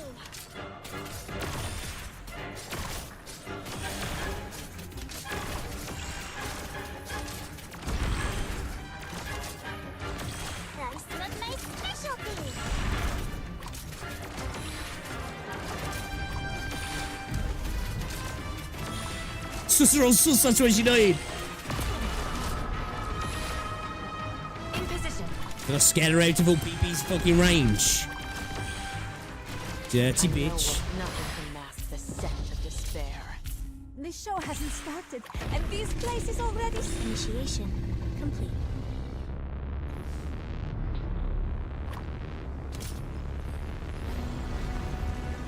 Healing mode enabled. Push forward, Commander! Hurrah! Show me a good spot. I'm here to help.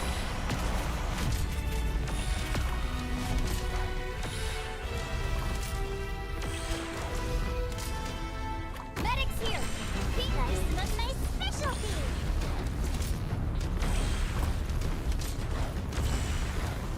No need to panic. Right.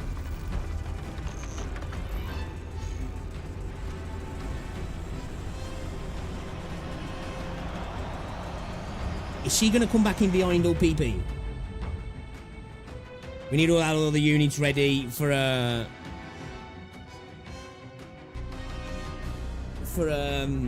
crystals as well, yeah. Because Whispering's about to get giga fucked, right?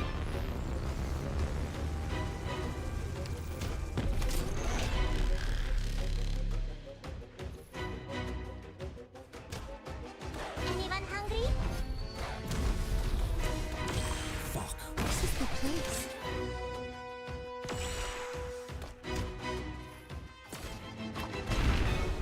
Picked out your bait yet?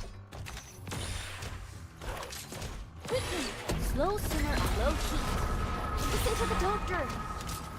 No! Here's something yummy for you.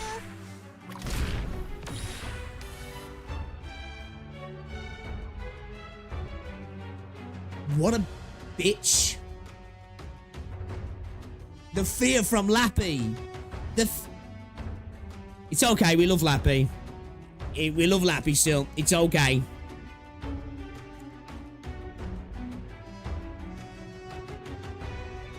The fear though, man. Chat, the fear, bro. Oh.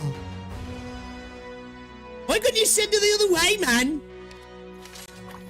Here's something yummy for you. No need to panic. Show me a good spot. Leave it to us. Anyone hungry? Lappy lives with this shit. Fuck, man. Fucking hell, bro. Push forward, Commander! Hurrah! Can't make it up, man. You can't make it up. You can't make it up. Fucking hell. Anyone hungry? Still misbehaving? Then let's kick it up a notch. Yeah, man. Yeah, the fear deeds. Anyone hungry? When did I get Alpinus? I got him, I got him. What was it? Reed Altar. Who else did we get? Was another copy of Inus? Oh, when we was trying to get, Necros. Sketchy to fear the... Yeah, I've learned a valuable lesson. I've learned a valuable lesson. I'm gonna say though, man. We can do this. We can do this. Honestly, now, I believe we can do this. It's just that we've got to deal with the crystals now. They're going to be our major problem. Obviously, when she's alive, the stage is a lot harder. Like, you know. Push forward, Commander! Hurrah!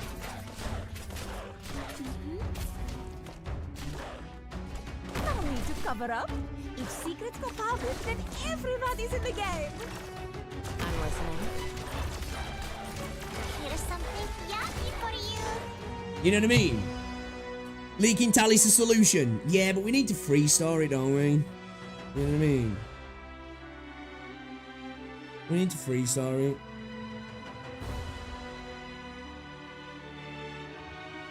Like, we're on a mad leak here anyway, but like...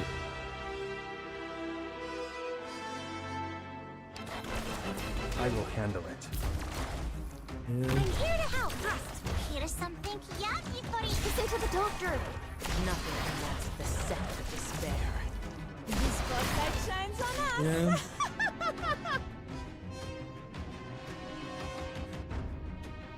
I think we can do this though, chat. Honestly, I think we could do this. What we're like 79%, 80%. Fang doesn't see. Yeah, Fang's literally only there for the 2 block. That's all Fang's there for, if I'm honest. I need another cheap 2 block and just the extra bit of DP, you know what I mean?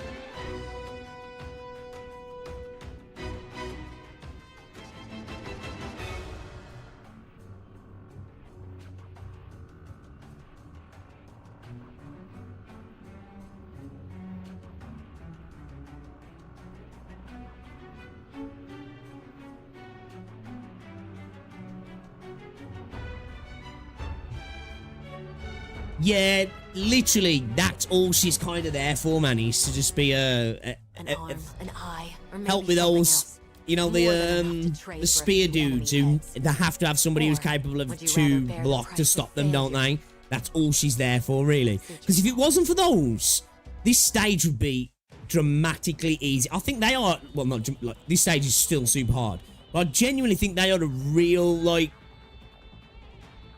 determining factor of the difficulty of this stage. I do, you know.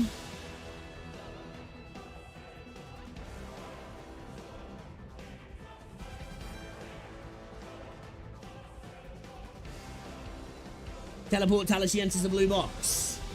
What with you? I don't. Is he capable of teleporting now?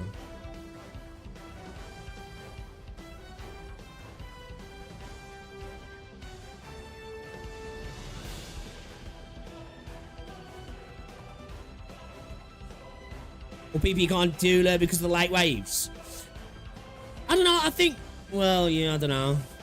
The light waves are going to be a problem, right? That's just where we need to start fucking banging out a bunch of damage over there. But it's like we haven't really got the damage, you know what I mean? I think we could maybe drop, like, I don't know if we could maybe drop Whispering and maybe push through it, but that removal of the burn, I need to try it without because I don't know how clutch that's actually coming at the minute. Because as long as we survive, we can get through the burn. It's like might not be the case without it, right? You know what I mean? As long as he's not in the unblockable tile, I think he can teleport melee enemies. Okay, I'll have to have a look. I know he was able to teleport on JT8-3, but I don't know about on this stage. So, logic, if he could do it on this stage, you know, it makes sense you could do it on this stage, because a few times, like, when I had you here when I was practicing with this stage, I pulled Tal from over here back to over here, and she just, like, walked back over the stage and then went in. Like, she just walked over the blue box. So, maybe, yeah, maybe. Chat, I'm going to have to call it though, man. I've got to get Rosie somewhere today and I can't be late. So I'm going to have to end the stream now. I will be back tomorrow. We will continue on with this as well. Look out for some videos as well. We're back on it now. We're going to get videos up and going again. We're going to get streams up and going again. We can actually practice this now. We're starting to get some of the parts. I think that's fair to say, right? I think we're still miles off it. Some of the pieces are starting to slot into place, all right. We've just got to move the puzzle around a little bit, I think, and then I think we'll get to the other stages. You know, we'll start slotting them together. I think we can do this at E1 though. But guys, thank you very much. If you haven't already, drop a like on the stream. It's much appreciated. It's good to be back. Thank you very much for hanging out in stream today. I will see you all later. Enjoy the rest of your day, guys. All right, ta-ra.